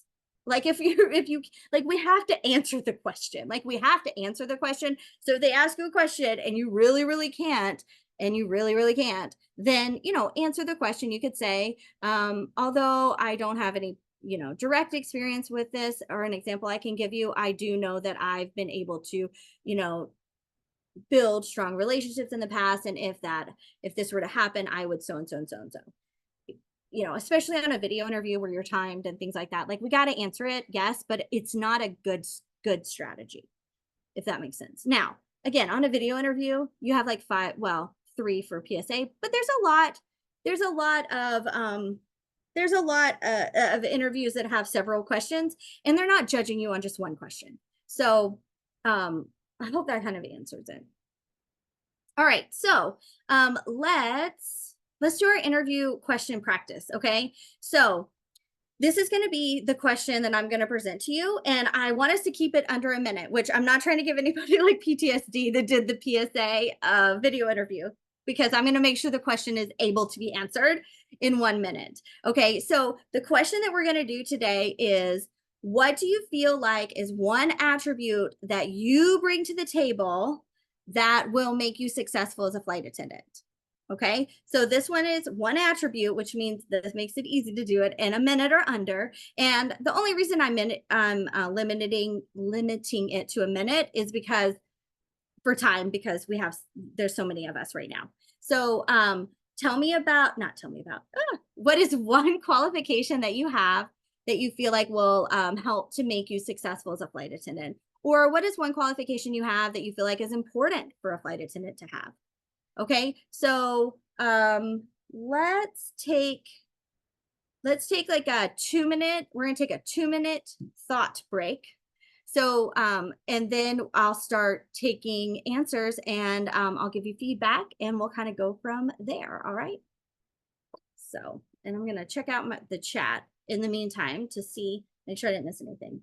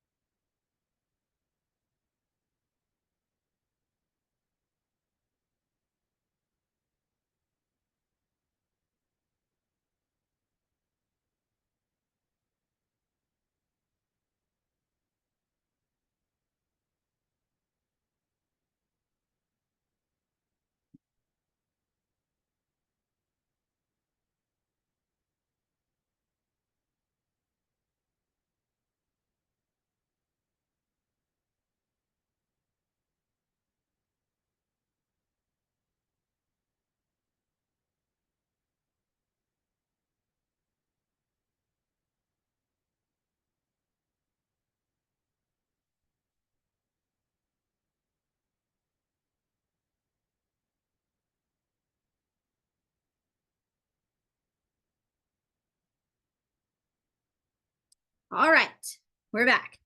Before I take answers, there was one question that I saw kept popping up in the chat. I don't know if it's one person or if it's a lot of people, but I kept seeing it. So I want to be faithful to answer it because it was there a lot. And it was about, should I mention my previous flight attendant experience when I am in an interview? There's no black and white answer for this, like a yes or no. It depends on the situation. What we don't want to do is use our flight attendant experience, wear it like a badge of honor, wear it like a sash, like a beauty queen sash kind of like thing, where it is defining us or it's singling us out. So what I mean by that is, do you mention it? Depending on how long ago it was, it may or may not be on your resume. So if it was recent, it's on your resume. If you're a current flight attendant, it's on your resume. So they know they're not going to not hire you. But what we don't want to do is make it appear as if I have flight attendant experience. So I know a lot. I have been trained. I know what I'm doing. I can do a really good job for you because I know what I'm doing. I have lots of flight attendant skills. I know what I'm getting myself into. I know that it's not that glamorous. I know that it's not that great. I know there's pros and cons. I know all that. So I'm already familiar with what you want. I'm already familiar with what you do. So I would be a great candidate because I've already been through training. And so for sure I'll pass. That's what we don't want to do. And I was being a little extra sassy. Of course, people don't talk like that, but that's the vibe. Instead, you could use it in this sense and say, I have had the opportunity to work as a flight attendant and I love it. I love being able to help people. It's something that I feel like I'm really good at. You could also say something about, I've really enjoyed being a flight attendant with my airline.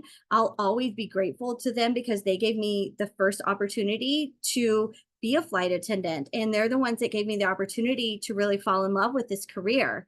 And they gave me the opportunity to realize that this really is the career for me and that this is something that I really enjoy doing. You can do it that way. We want to appear like we don't want to appear like we are extra qualified because of that.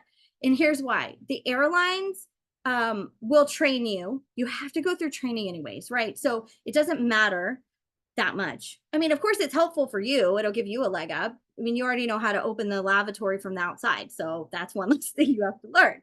But in general, you're going to be like learning everything kind of from the ground floor. And what we want to make sure the airline doesn't accidentally think is that we're not teachable. We already have bad habits. We're going to be in class saying, well, at my airline, we do it this way.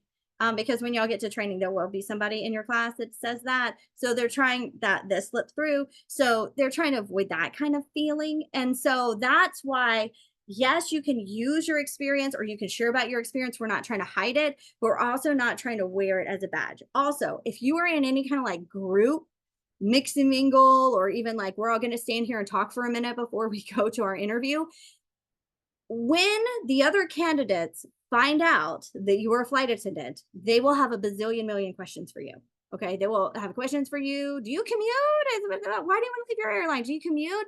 What's your favorite thing? Is the pay really that bad? Like they're going to be asking you the questions they're not going to ask the recruiter, and that can create a bit of a spotlight on you and it puts you in like a different vibe because you want to just be like candidate, interviewee, happy to be here. You don't want to be the person that is giving the answers out to the other group. Okay, so that's just a couple things to think about. All right, so let's see who wants to go first and answer the interview question.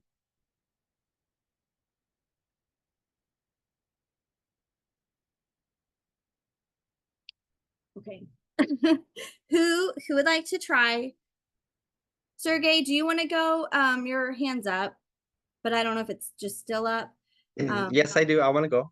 Yeah, okay, great. So what's one characteristic that you have that you feel like is important for a flight attendant to have? I would say that one characteristic or attribute that I believe I have that will make me a successful flight attendant would be my positive attitude, not engaging on negative talks, having the right mindset, and always staying positive. I have realized and learned from past experience has been something that is very healthy for the industry, such as the aviation industry. I feel like it's very healthy and very thriving and very contagious. And people can mimic the personality of always staying positive. And that is why I feel that this attribute is one of many personalities that I have that will make me a successful flight attendant. Good. Good. Excellent job. Very, very good. So really good delivery, good organization. I like your choice too. Positive attitude. My favorite part is when you're talking about how it's contagious. The parts where you're talking about how it was like healthy to the industry, including the aviation industry, I might take that part out because it was a little like kind of like formalized, not approachable sort of, because it's in front of the contagious part, which I think is that's my favorite part, like I said. So if you kind of just said the first part and then jump down to, and it's also contagious, I would also add something about how it ends up being good customer service. So for example, I also feel like it's contagious. Other people will mimic a positive attitude, and this can create an environment where we can all provide the best customer service. Something like that. But that's all. Very good job. Very good job. All right. Who wants to go next? Let's see. Lay Benet. I'm sorry. I can't. Thank you. Yeah, I'm here. How do you say your yeah, name? it's a Lay. It's a French name. I'm from Canada, French part of Canada. That's why. Yeah. I could tell it was French, but I still couldn't say it right. Okay. All right. Yeah. So my characteristic that would make me a great flight attendant, I think, is my ability to be very social. I like to engage in conversations. I like to start with conversations with pretty much everyone that I meet. I love to hear stories, to have deep and small talks. And I mean, I just got out of school, and from the youngest time, my teachers would always put me in groups because I was the one that would animate the group and start the discussion because other students don't talk. I'm always the first person to raise my hand in class. So I think that the ability to be able to start conversations and hear the needs of people traveling is a really good aspect and characteristic to be a flight attendant. And yeah, Good job. that's what I think. Good. Good. Okay. First of all, how old are you? I'm 18. I do Okay. have a question about that too. Okay. Okay, just 1 second and I'll ask it. Okay, so I thought that you were on the younger side. All right, so one thing is when you are younger, when anyone who's younger, one of your goals at this point in your life is to make sure that you come off as mature enough and centered, grounded enough, that kind of thing for the job. So it's just kind of something to keep in mind. So that being said, I think that within your answer, I wouldn't share as much about school, but I would just translate that into a more generalized explanation of teams. So you could say something like, whenever I have the opportunity to work with teammates, I'm always, or what you could say something like, my leadership has always put me in teams where they felt like I would be able to just increase the energy and get things going. And so that's something that I'm really, whatever you said, but do you see what I mean? How instead of just saying like when I was in school, we could say like I've always found myself whenever I'm on teams, I always find myself as being the one who is getting things started, getting people excited, instead of going from like the school aspect of it. Also, my last piece of feedback is I think instead of using the word social, so you said my attribute is that I'm social. I would probably say my attribute is that I can quickly connect with people, because that is social sounds almost like entertainment, right? Whereas connecting with people is closer to what you described, especially when you started talking about being a flight attendant, about like hearing people's needs. When you're talking about hearing people's stories and listening to them. So I would just say connecting with people, but I love the way you described it. Very, very good job. Excellent job. Yeah, Okay. thank you. And then what's your Social question is about French. Social is the French direct translation, which is not the same meaning. That's probably the thing. Okay. Yeah. My other question is, I'm 18, so I am pretty young, and Air Canada currently is applying, and we have to be 18. So I know that I can be right now flight attendant, but me being young, I do not have that much if like professional experience.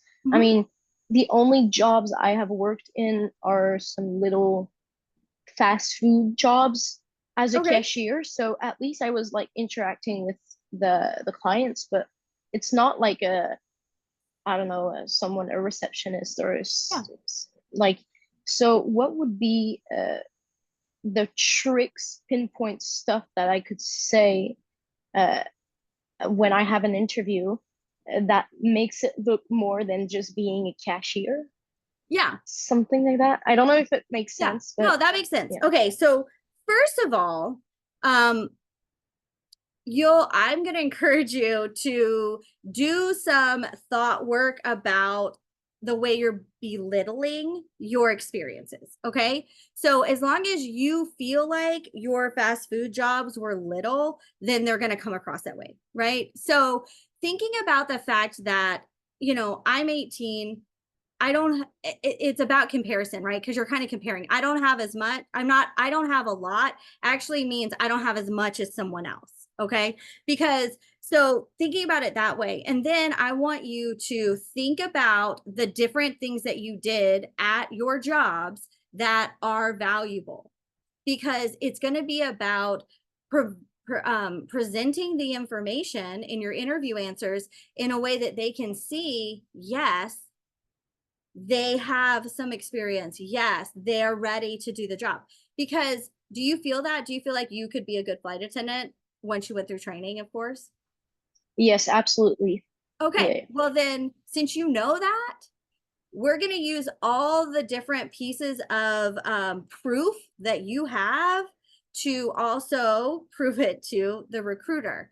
So you can also look outside your fast food background, and you can look at when you were at school. I mean, we even kind of twist like your answer here, like we already sort of did it, right? So we already said, instead of saying school, I'm just going to say teams. That already just like matures and elevates it up into sounding more professional. Also, any kind of volunteer work that you've done. And if you don't have any, you could go sign up for some volunteer work like this week and start getting experiences, starting, providing customer service, or however you could even do it from a volunteer point of view. I work with stay-at-home moms who have been stay-at-home mom for 17 years. They don't have any professional experience either. Now, of course, they do have almost 20 years of raising a child. So that is experience, but they feel the same way at 40 that you feel at 18. I don't have any good enough professional stories to tell these people, but they know they'd be a good flight attendant. And so that's why I want you to think back into some school work, volunteer work, and then also your fast food. Sure, you were a cashier. Okay. But that is face-to-face customer service experience. That's cash handling. And also, anytime you work in a restaurant, there are safety regulations you all have to follow. Passing your safety inspection is up to everyone, right? So it's not just someone else's responsibility. It was your responsibility too. So think about all those different things. And even if you were there for a short period of time, you'll just have to, all you need is the answers, the examples from that short period of time. It's okay if they all came, if they all happened in 3 weeks, that's okay. You don't have to tell them that. You say, one time when I was working at McDonald's, I had a customer that did this and that, and that satisfies the answer. Totally fine. Yeah. But I'm glad you're thinking about it though. I'm not trying to discount the fact that yes, you were younger than the other candidates, and yes, you're going to have less experience. That's nothing we can change though. We can't make you older and more experienced before your interview. But what you can do is work on feeling confident about what you are bringing to the table. Okay. Like, don't count yourself out before they count you out. Like, count yourself in until they say no, kind of thing. All right. Okay, good. Yep. All Thank right. you a lot. You're welcome. All right. Cindy Hartman next. You're up next. I don't know if I'm saying your name right. If you can unmute yourself and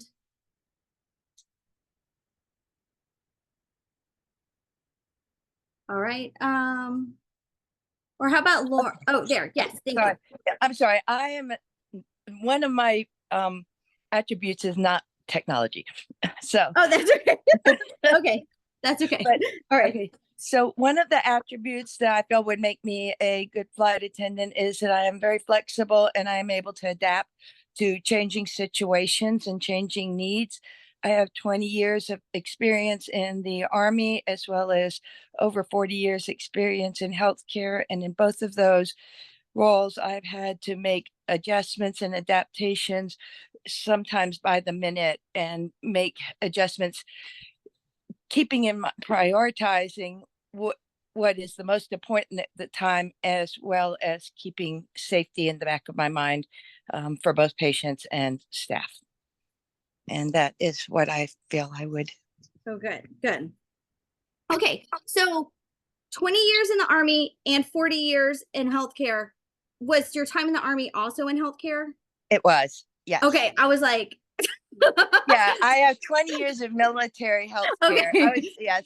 I was then like, have wow. Okay. Yeah, I'm old. No, I was like, you sound very young for an 85-year-old. That's why, like, how, like, I was trying to add it up. I was like 20 years and the Army and then 20 and then 40 years. Oh, no. That's what I was adding it. I was like, wow. No, Okay, I'm, so I'm actually 64 almost. Okay, good.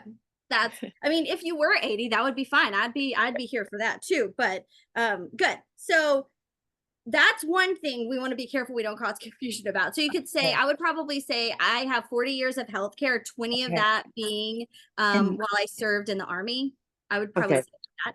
Okay, Yep. so I love your answer. Very good job. Nice and succinct. Flexible and adapting to changes too, though.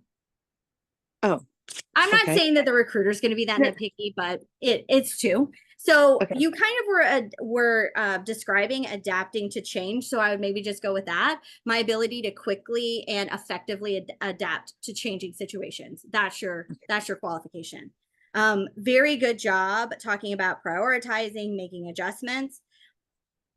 What's the number one responsibility of a flight attendant? Do you know? Safety. Yes.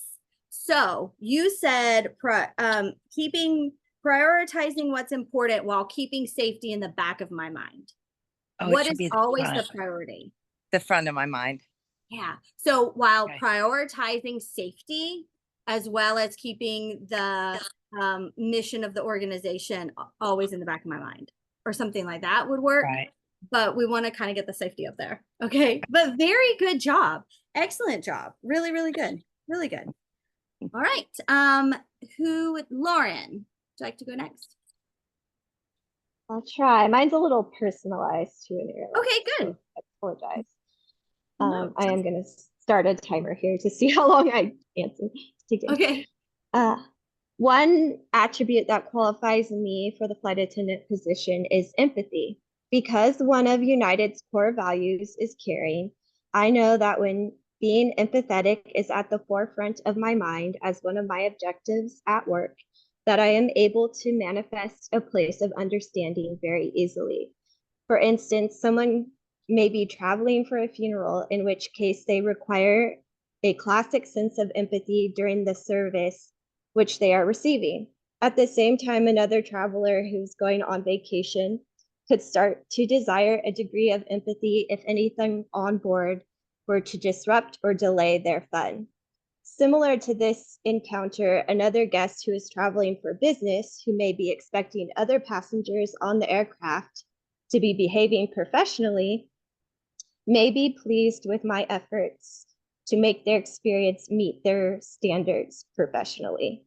Applying this degree of care and empathy is something that has earned me a 5-star review that ended up on a previous employer's website. Okay, good. All right.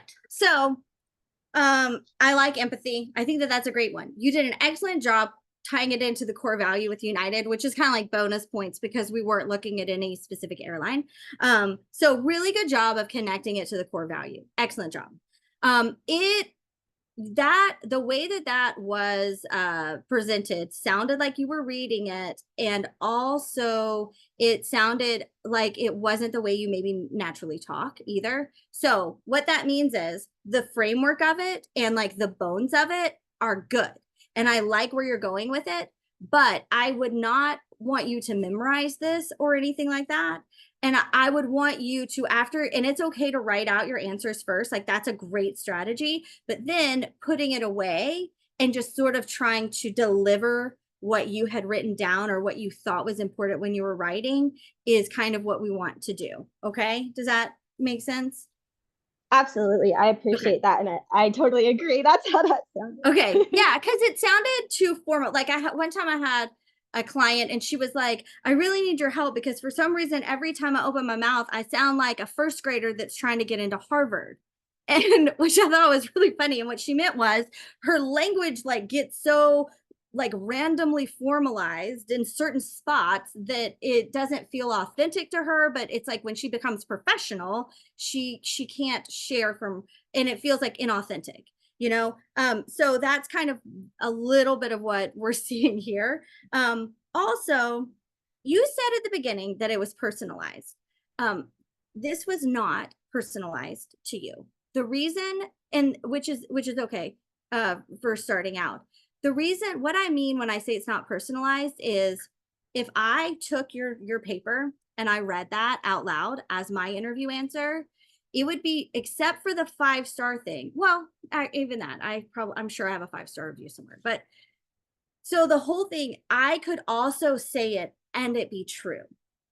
Wanting to provide empathy to a traveler going to a funeral, wanting to provide empathy to these other travelers. Do you see what I mean? But I didn't learn anything about like your background or your experience or anything that really was personalized to you. So I love that empathy is your answer. And I think that is a fantastic one. And I want you to keep it. But instead of using examples that are from the future, I want you to think about an example that you could use. And I don't mean star format, but an example or a supporting argument that you could use from your experience. So what do you do for work? What's your career right now? Customer service. More specific, all of us, Yeah. whole world, customer service. So what do you do for work? Like a customer experience representative. So, Like in a call center? Yeah, like yeah. So call center, customer service representative. Okay, good. Yeah. So you could say for what kind of company? For what industry? So I work in the tax industry currently, and that review was from like an online subscription service. Okay. Yeah, that's it. Good. So in the tax industry. So you could say your thing about empathy and connecting it to United, which again, beautiful, fantastic. But then you're going to say, you know, in my current job, it's very important that I am ready to provide empathy to my customers as I interact with them, whether they are calling because they have a problem with their taxes or they're calling me because they're afraid about something that maybe that they've heard. I have to be ready to provide empathy to them as I also provide support to them and as I also provide education to them.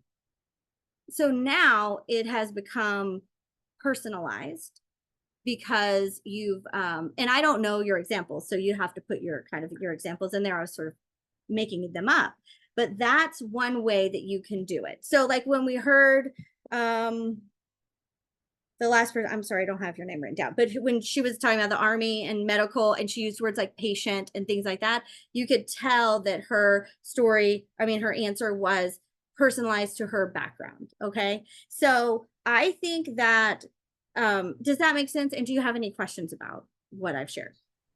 No, absolutely, because I think that will solidify my own experience and it comes across a lot more genuine. So if I could marry what the previous student said with what I said, that would be ideal. Yeah. And you could even say I've spent, you know, most of my career has been spent working in high volume call centers where I am daily encountering people who are overwhelmed and stressed out. And so providing that empathy to them is something I feel like I've really gotten good at and has allowed me to provide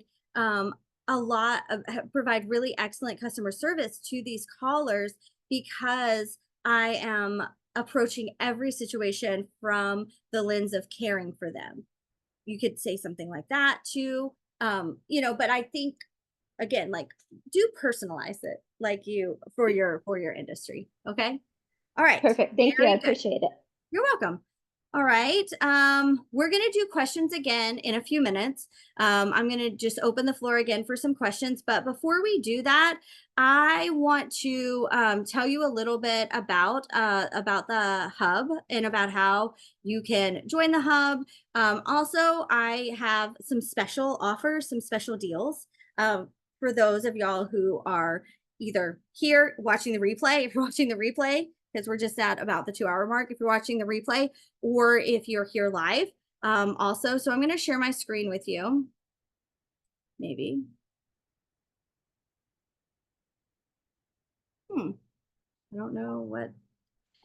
Hopefully I'm going to share my screen with you. I think there we go. All right. Let's try this again. Thanks for bearing with me. All right, share my screen.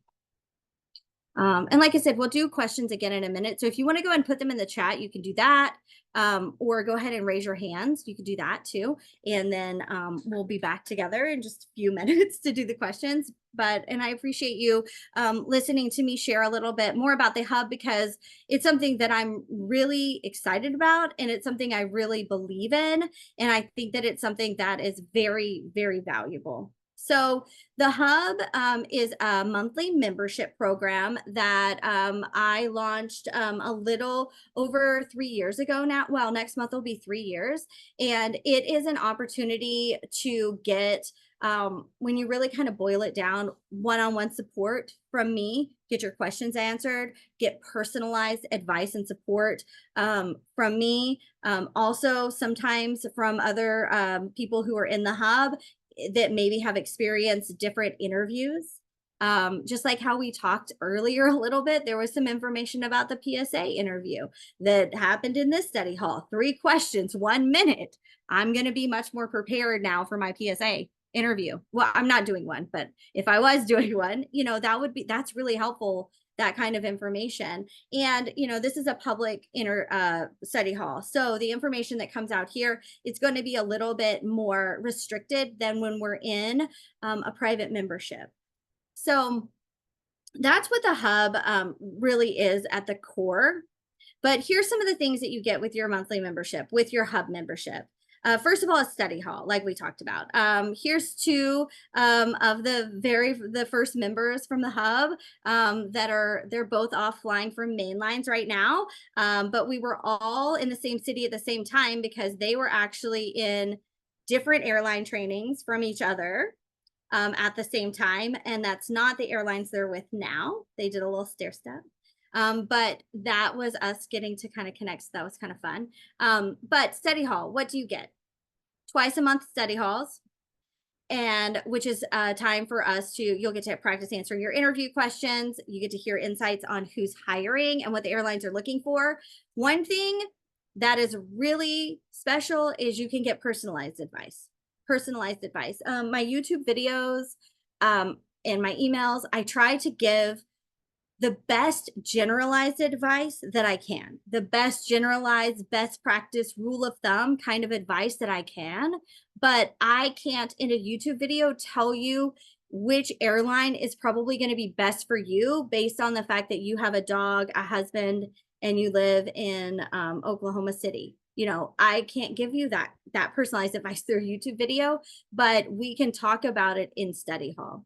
Also, there's a lot of information about updates to the hiring practices, and it's from people who have experienced it. So sometimes they're sharing the questions, sometimes they're just sharing how they felt. Sometimes they're sharing things that they wish that they had done differently that we can learn from. So there's a lot of valuable support and information in study hall. Also, you may find yourself at some point being the person who's sharing about what they wish they had done different, and the support and the encouragement and the I've been there, but now look where I am that you can get from study hall is really special too. It's a really special thing to be able to get.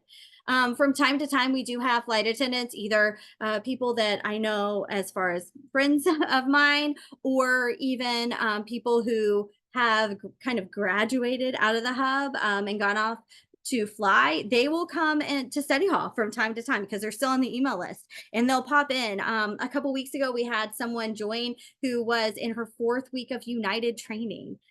We've had people who joined, 2 hub members. They were on an overnight together, and so they hopped on to study hall, and they're always so generous. I'm able to ask them questions. What surprised you the most? What do you feel like is the hardest thing that you weren't expecting? What do you think your airline is really looking for right now in a candidate? And of course, they're not recruiters. It's not an official thing, but they can say like, oh, well, in our emails, we've been hearing this word a lot, or we've been seeing this a lot. And so that can be really helpful too. And kind of a special way to help. Also, something that is kind of on the newer side is every single month I'm teaching a master class for members of the hub. So each month we're going to be, this is different than study hall because it's less, it's more teaching to one topic and less talking about what's current, a current event kind of thing. So some of the topics that we have coming up are create an airline ready resume, how to read and compare flight attendant contracts, y'all. We're going to do it. We're going to get into it. Interview skills training class, how to approach and complete the assessment with confidence. We're going to do a class on that, a class about commuting, and a class about flight attendant training. I'm calling it put on your thinking cap. And these are all recorded. So even if you can't make it live, or actually I already did the resume one. So that recording is in the hub library and you have access to all of that. All the recordings, all the study halls are recorded, and you'll have access to the recordings. Okay, so if you can make it live, great. If you can't, watch the recording.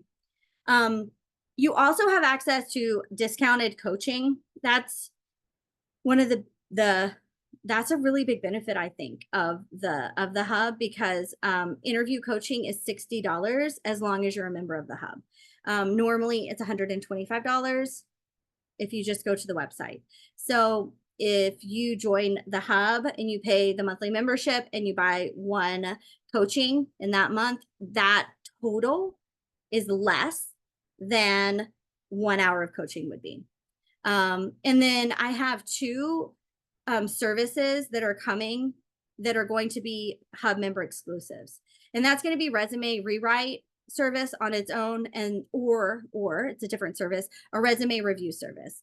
I used to offer both of these on their own, but I was getting, I was having too many, there was more work than I could handle. So I stopped doing them and just focused on interview, because your resume is a door opener, but if you can't get through the interview, then you're not going to get to your goal. So I was really focusing on interview, but I have been getting a lot of emails recently, like a lot more than I had been in the last 2 years, about resume services. And so I was really thinking about it. And I realized that if I added it into the hub, that would probably allow me to manage the workload a lot better. So if you are interested in having me rewrite your resume at some point without buying it in a package, or having just your resume reviewed, those are going to be exclusives to members of the hub. All right. And then on this page, we'll have our replay here soon. Actually, I don't think I should have put this in the chat, and then y'all can all look at it. Huh. I don't know if I can get to the chat right now. Maybe I can. Nope. Okay. So I'll add it to the chat in a minute. All right. But I wanted to go over what the specials are for today. So this is for the next 7 days. This is what is available as far as the special offers. So today is Saturday. So until next Saturday, I'm going to be running these specials.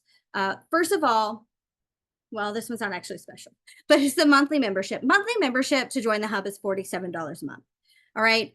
You do get access to, like I said, study hall, but you also get lifetime access to the Flight Attendant Career Connection interview workbook bundle and all of the updates. You get access to all of the replays and things like that, get access to the discounted coaching. So that's why I was saying if you bought coaching for $60, if you join the hub and then bought coaching, that would end up being $107 instead of $125.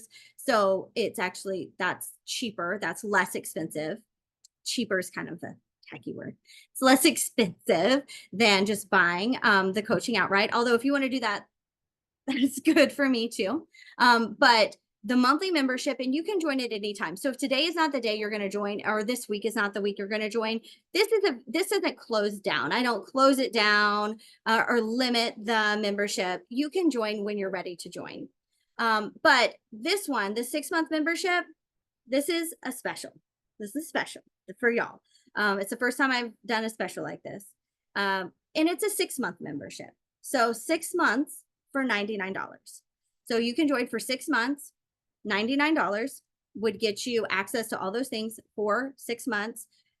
After that, it just converts to a monthly membership at the $47 at the standard rate, but you can cancel at any time. If you're already on your way, you've got, you're on your way to training, or you're in training, or you're already graduated and flying when your 6 months is up, you'll probably go ahead and cancel it because you'll be out, you'll be done, you'll be on your way.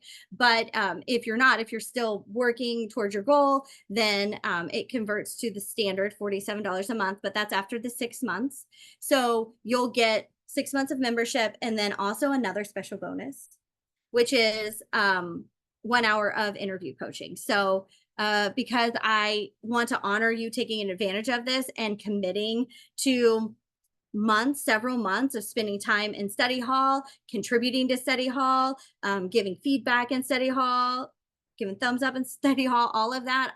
I want to honor that because I'm excited that we're going to be spending time together and that you're going to be part of this group that I'm so passionate about. And so I'm going to give you an hour of interview coaching that you can use whenever you're ready as a gift. Okay. And then the last thing that I want to share with you, this is the Land Your Dream Job coaching and resume package. This is also available all the time. It's not like a limited time thing. This package is available all the time. This is the package. It costs more, as you can see. So it's $597. And the reason is because it includes all the services, all the coaching, all the hub. It includes all the things. So it's more than just the hub membership. This one includes a resume rewrite. So I'll create for you a new personalized resume that's airline ready, that's ready for you to start applying with. And then it also comes with a 30-minute strategy session. And I like to use that within the first 3 weeks of purchasing, because it usually, we talk about the resume and it kind of like gets us going. And it's a strategy session. What's our best strategy for next? You get 2 1-hour private coaching sessions with me. They don't expire. You get lifetime access to the hub, which includes the digital, workbook, digital bundle, all the access to these classes. And then you still get that discount on future coaching if needed. Honestly, usually not needed, because 2 hours of coaching in the hub and 30 minutes and is usually sufficient in a lot of cases. All right, depending, but in a lot of cases. So those are the options. Those are the things that that are available right now. And like I said, this page is going to be up like this until next Saturday. The monthly membership, it pretty much stays. Land Your Dream Job, it pretty much stays. It just goes to a different page, but the 6-month membership is special and it will go away next Saturday. So that is it for that. So thank you for your time for that. I'm going to stop sharing and I'm going to go to the chat, if I can figure out how to go to the chat and put the post. Oh, thank you.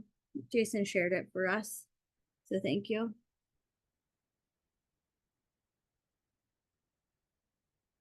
So, all right. Good.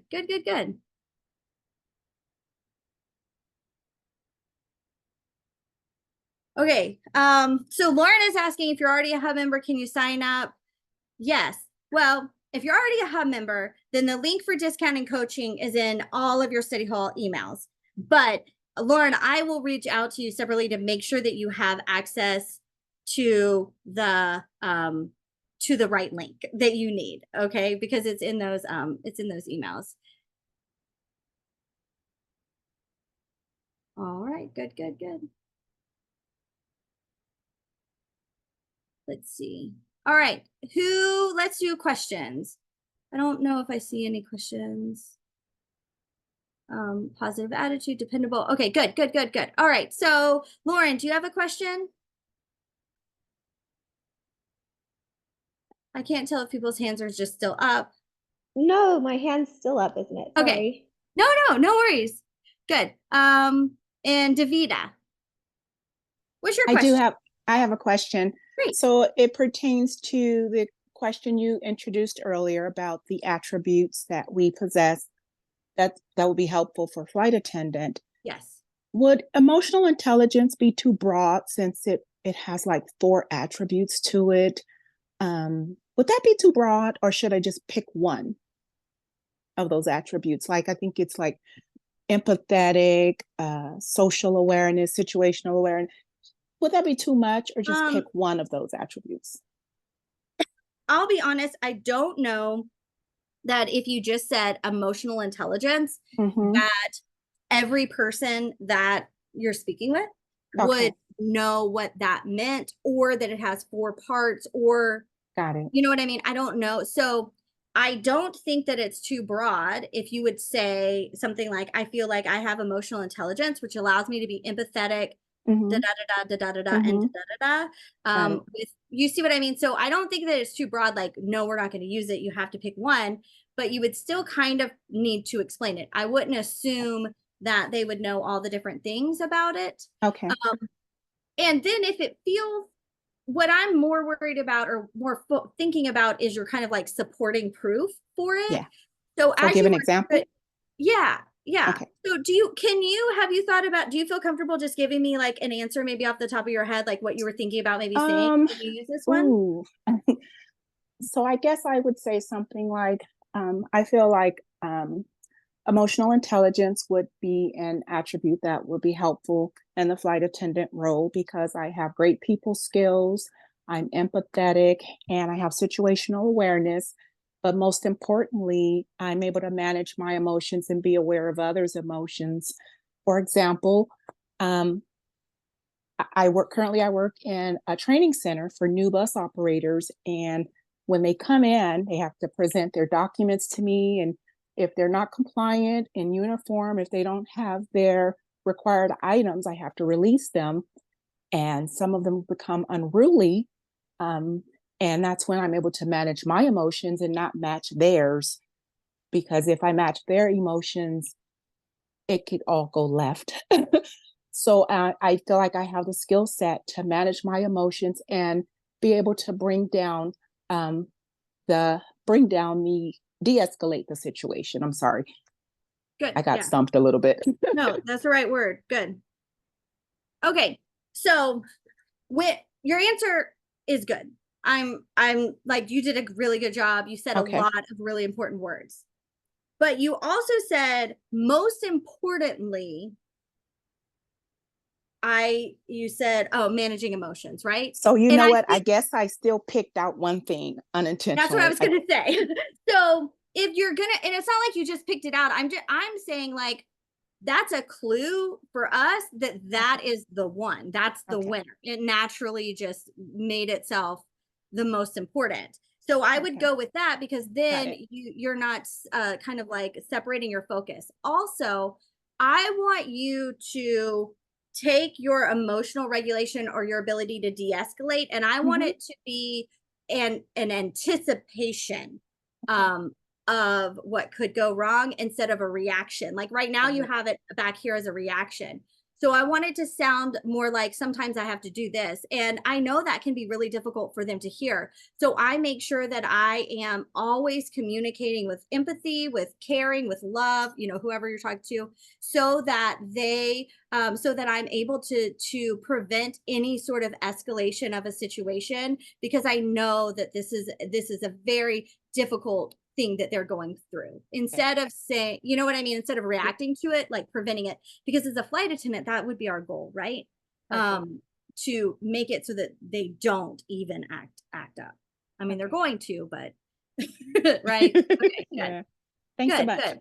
Okay. You're welcome. Okay, good. So someone just messaged or is in the chat and says that the links are not working on the page. So we're just going to take one little quick pause here so that I can hop over and see if I can fix this link, and then we'll get back to the questions, because I think it's a quick fix. It's not a quick fix, then I'll just have to email you the right links later.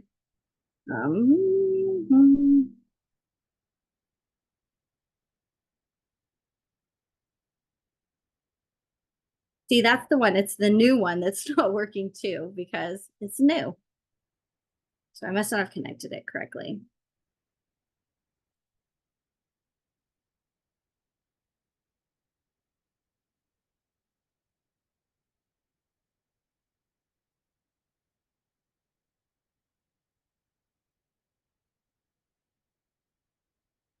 All right, I believe it is fixed now. So I think that link is now fixed for the $99 thing. I'm sorry about that. Thank you, everyone. Yeah. And it says when it first comes up, it says $47 at the top. But then if you look down to what you're going to pay today, it's the $99. But that's the way it sets it up. Because the way the computer system is processing it is it's thinking that it says it's like a 6-month trial. So it's like a 6-month trial for the $99. And then after that, and there's the link straight to the checkout too. So it's like a $99 for a 6-month trial. And then after that, it starts the $47, of course, unless you cancel. So that's kind of how it is. All right. So hopefully that fixes it. Thank you so much. I'm sorry about that. All right.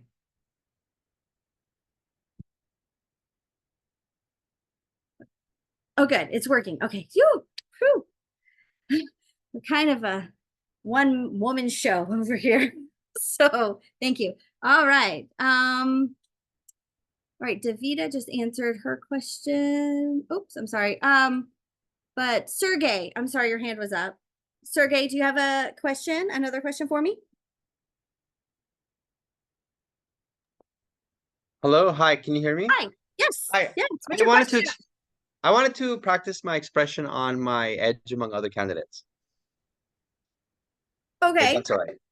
Yes. Okay, So before we do that though, so when you're interviewing to be a flight attendant, there are hundreds of opportunities, right? So like if you and I are both interviewing, you don't have to be better than me or have an edge over me to get the job. And this is something unique to the flight attendant, right? Because if they're going to hire 100 people today, and this is what they're doing. They're hiring everyone who they think would be a good flight attendant. They don't have to be better than the candidate next to them. They don't have to stand out. They just need to be a good flight attendant within their own self. So that you're really only being compared to yourself. Now that being said, sometimes they do say, why do you think that we should hire you?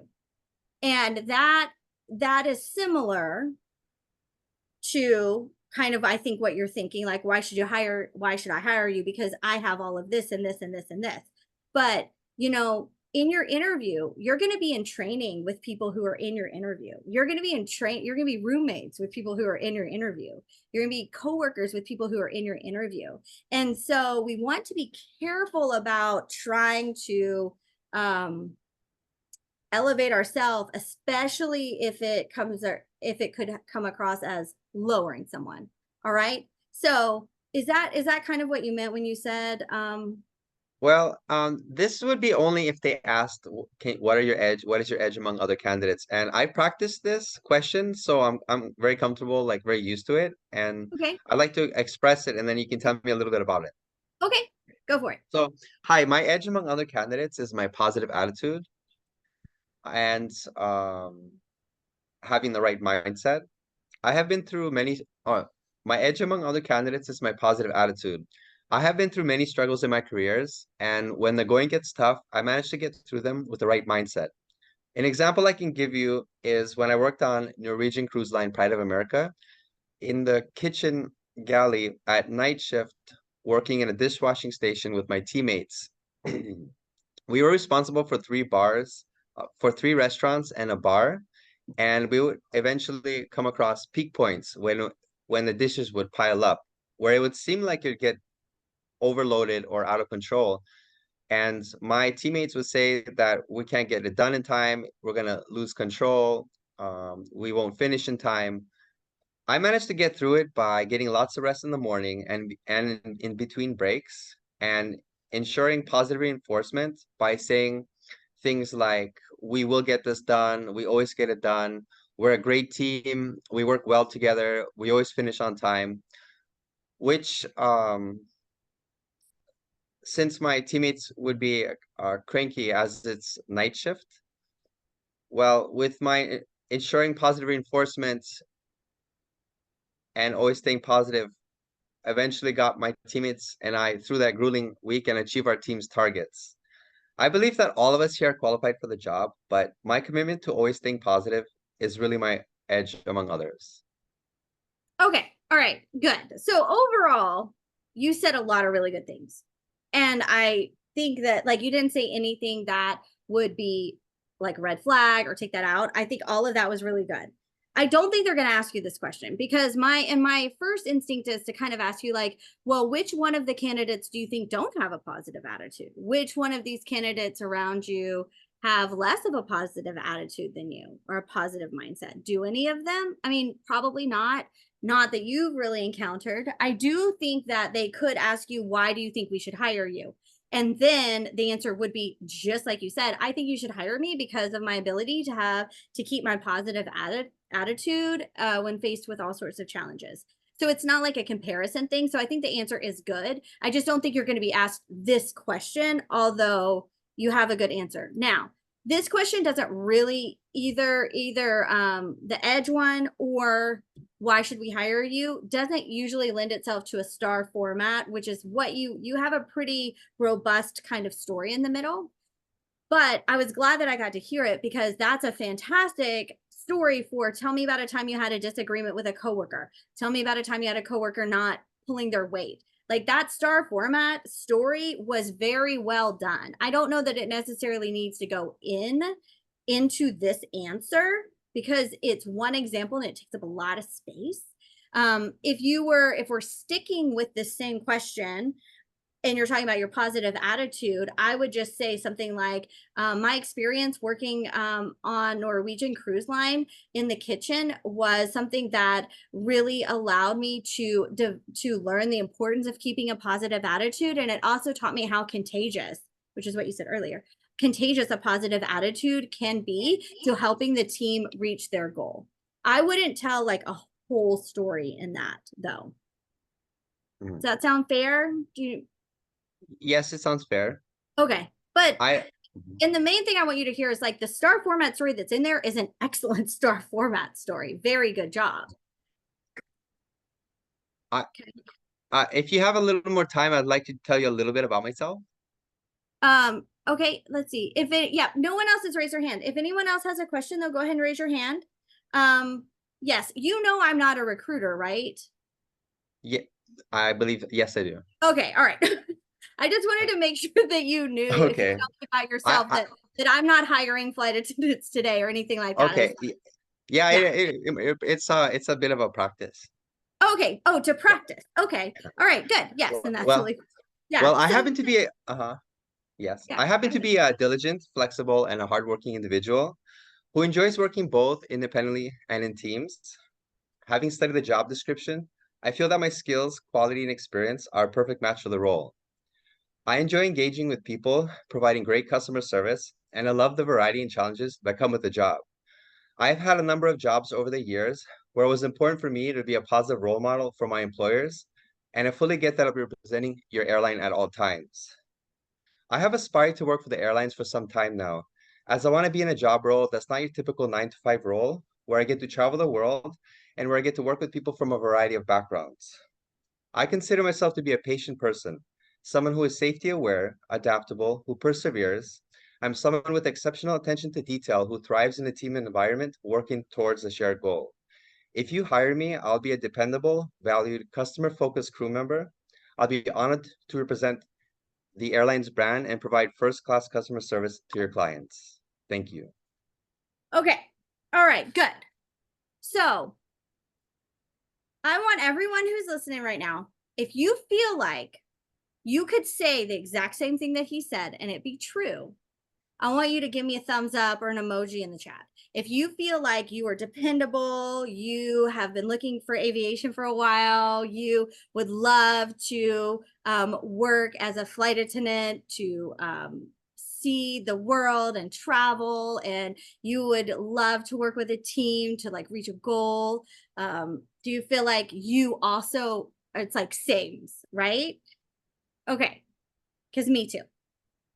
This is the reason I'm doing this, is not to, I hope I'm not embarrassing you because I'm not trying to, but what you have right now, Sergey, is a framework for a really great answer for anybody.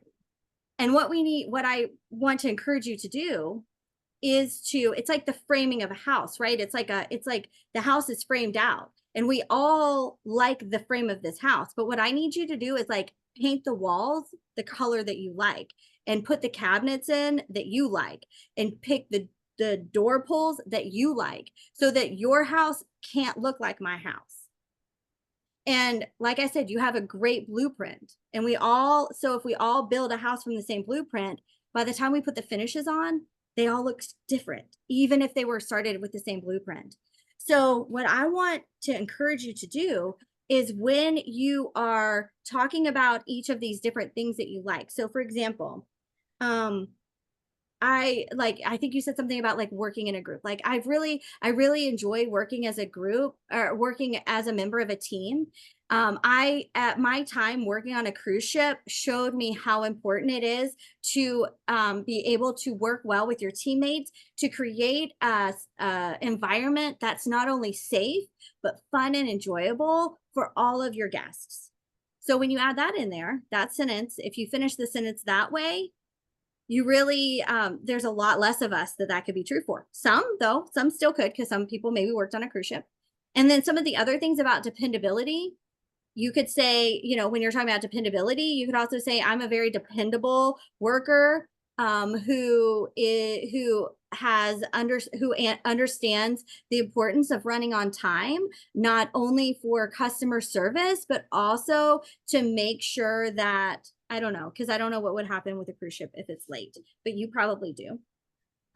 Also talking about customer service, taking care of customers, again, creating an environment where the guests that I interact with are able to have the memorable experiences that they've dreamed of. That kind of thing. Now we're talking about it's specific to you again. Talking about the 9 to 5, that's a good way to start too. Say, I don't want a traditional 9 to 5 job. And I've been able to really thrive in the varied work hours that come with working in the travel and tourism industry so far in my career. And I have really learned to whatever, and then it becomes personalized. Okay. One other thing about what you said something about working by yourself and alone. You'll never work alone as a flight attendant. Even if you're a solo flight attendant on the plane, you're not alone. So we really want to drive home the working as a member of a team, working well with others, like that is what we want. Like we don't want to work alone. You don't want to say that, but you just, I enjoy working as a member of a team. I enjoy collaborating with others. That's where we want to go. We don't need to say that we can work alone, because you won't ever be alone. You'll always be with other people. even if it's not another flight attendant. So, Excuse me, Abby. yes. Yeah. I really like the information you're giving to me, and I think I really understand what you're talking about. So when you talked about what you talked about and you heard what I said and you asked everyone to put their thumbs up, it's kind of like saying like there's a building and you're asking who has an apartment, and everyone puts a thumbs up for each uh person, a candidate who has an apartment, but you're talking about how each individually designs their apartment. Yes. Yeah. Yes. Yeah, exactly. It's like, who lives in this apartment building? Okay, but I need to see what it looks like on the inside. Not everyone's apartment looks the same. They're not all the same size, and they're all great. And it doesn't matter. It's not like one is good or bad or better than the other. They're just different. Yeah, exactly. Exactly. Good. Very good. Yes. Thank you And so thank much. you for sharing too. And thank you. I mean, I know that, you're putting yourself out there in front of people and getting critiques and getting feedback. And I know that that's not easy to do. So I just want to honor that too. Like, I'm proud of you for going for it, knowing that you're going to get feedback in some kind of way. So thank you for doing that for us too. And it's good for everyone to hear. So thank you for that. Thank you Good. so much. You're welcome. Jose, I see your hand up. Hello? Hi, what can I do for you? So whenever I search up interviews about flight attendants, I always hear the same question on every single channel. It's why would you choose our company, or why do you want to be a flight attendant? It's always they always say not to choose like the basic answer of like, oh, I just want to fly or see the world or Right. whatever. Just like personalize it. What would you recommend, or how would you say it of Yeah. why choose us or why become a flight attendant? Yes. So very good job. So very good question. I'm sorry. Very good question. This is a good one because you're right. You're right. They're asking, why do you want to work for our company? Especially since there's so much opportunity right now. And, we're applying to lots of different places, and I want to be a flight attendant. I'm going to apply to all the airlines that are hiring flight attendants. So the airline, from their point of view, it's a little bit like the girl who says, like, I just want to get married. I'll marry you. I'll marry you. Who's asking? Who's got the ring? Like, I'm getting married, Right. So but nobody wants to marry that girl. Like, no, I want to know, why are you in love with me? Like, that's not how it works. So it's a little bit like that. So they ask this question so that they can make sure that you're not just like, I don't know, because you're hiring, and so, but here's the answer to your question. When you are asked, why do you want to work for this airline? Or, what about this airline do you feel like aligns with your personal core values or something like that? I have a little bit of a framework I can kind of share with you that you'll personalize. So first of all, if you have any kind of connection to that airline, like a story or a friend who works there, you can share something about that. So for example, I want to work for Southwest Airlines because I had the opportunity to fly on your airline several years ago when I was going through a really hard time. And I remember how kind and empathetic the flight attendant was to me. Okay, so that's one example. Or I want to work for, I'm really interested in working for SkyWest because one of my former coworkers now works for you as a flight attendant. And she has shared so many exciting stories with me, and she's just really encouraged me to apply. And I've been so inspired by her that I also wanted to join SkyWest. So that's kind of the first part. And then you're going to kind of transition and say, as I continued to do my research or something along those lines, right? Because we want to be authentic. As I continued to do my research, it really stood out to me that Southwest so-and-so, SkyWest so-and-so. Okay. And so it would sound like this. As I continued to do my research, it really stood out to me that Delta uses perseverance as one of their core values. To me, perseverance is something that I feel like and that tenacity that it takes to persevere is something I feel like I really possess. I've had, to overcome this, that, or the other, or you could say, or I'm very driven and I am always working to better myself and reach my goals. And so I really aligned with that part of your core values. And that's why I think Delta would be the best airline for me. Or if a different airline, you could say, I as I continued to, and then as I started to do research on your airline, I really love the fact that Frontier Airlines says that the sky is for everyone, because I believe that too. I believe that everyone should have the opportunity to travel by plane. I feel like making sure that the sky is for everyone and offering low fares done right, that you are providing opportunities for families to stay connected, for parents to share the world with their children, and even for people to just on their own learn about new cultures or have new experiences and become better humans for it. And so that's a mission I can really get behind. And that's why I want to work for Frontier.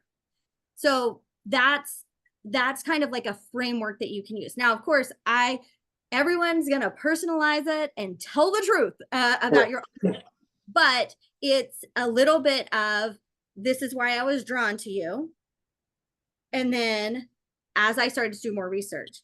Now, if you don't have the first part, like if you don't have a first part, you could just say something like, when I first saw that SkyWest was hiring, I honestly didn't know a lot about the company, but I started to research. And as I researched the company, I really loved the fact that whatever it is.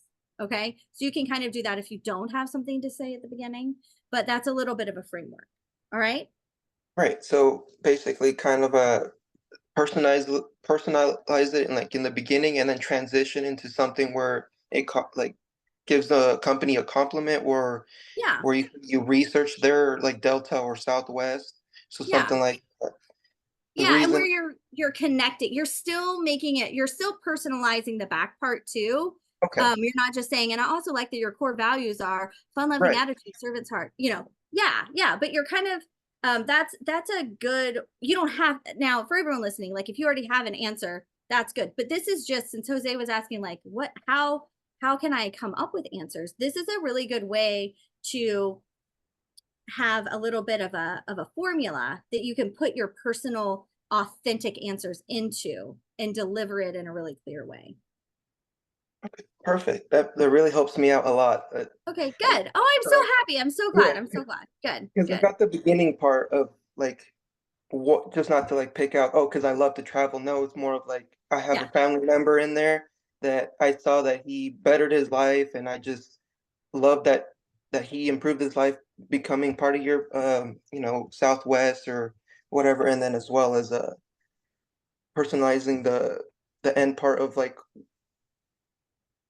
sorry, I can't really explain it, but I do understand. Yeah. So I mean, if we're talking about Southwest specifically, and you're like, and I wouldn't say I have a family member. I would say my cousin, my brother, my mom, my dad. Like I would, make it as authentic and accurate as you can. My cousin, I want to work for Southwest because my cousin actually started working for your company on the ramp a couple years ago, and I've just really seen him grow as a person. He really enjoys it, and he tells me whenever I ask him about it, he's so excited to share with me, or so quick to share with me about the opportunities that he provides. And so as I started to research the company on my own, I really loved that like that. Thank you so much. You're welcome. Really good job. Good. All right, guys. Let's wrap it up. I don't think there's any more questions. Oh, I got to thank you. Great question. Jose. Yep. It was a really good question. All right. Good. So we're going to wrap up. Thank you so much for joining me. Thank you for your time in study hall. I hope that you enjoyed it. If you did, I'm sure you did. If you would, I would love it if you would reply to one of the emails that I sent you and just tell me one takeaway that you had, something that you felt was extra eye-opening. That just helps me create YouTube videos and more study hall information that's really specialized and personalized to what's going through your head and what you're struggling with or what you're learning about right now. And that would mean a lot to me. Also, again, last little plug here, the $99 for 6 months in the hub, it goes away next Saturday. So no rush. If you join today, that would be amazing. But because then and I would just, that would just be awesome. Go for it, make the commitment. But otherwise, it'll be next, by the end of next week. So I'm excited to interact with all of you in a more one-on-one kind of setting, more smaller group setting when we start our study hall in February. And I can't wait to get to know you all more. Good luck. Good luck, good luck, good luck on your journey. I can't wait to see where your wings take you. I'm so excited for you.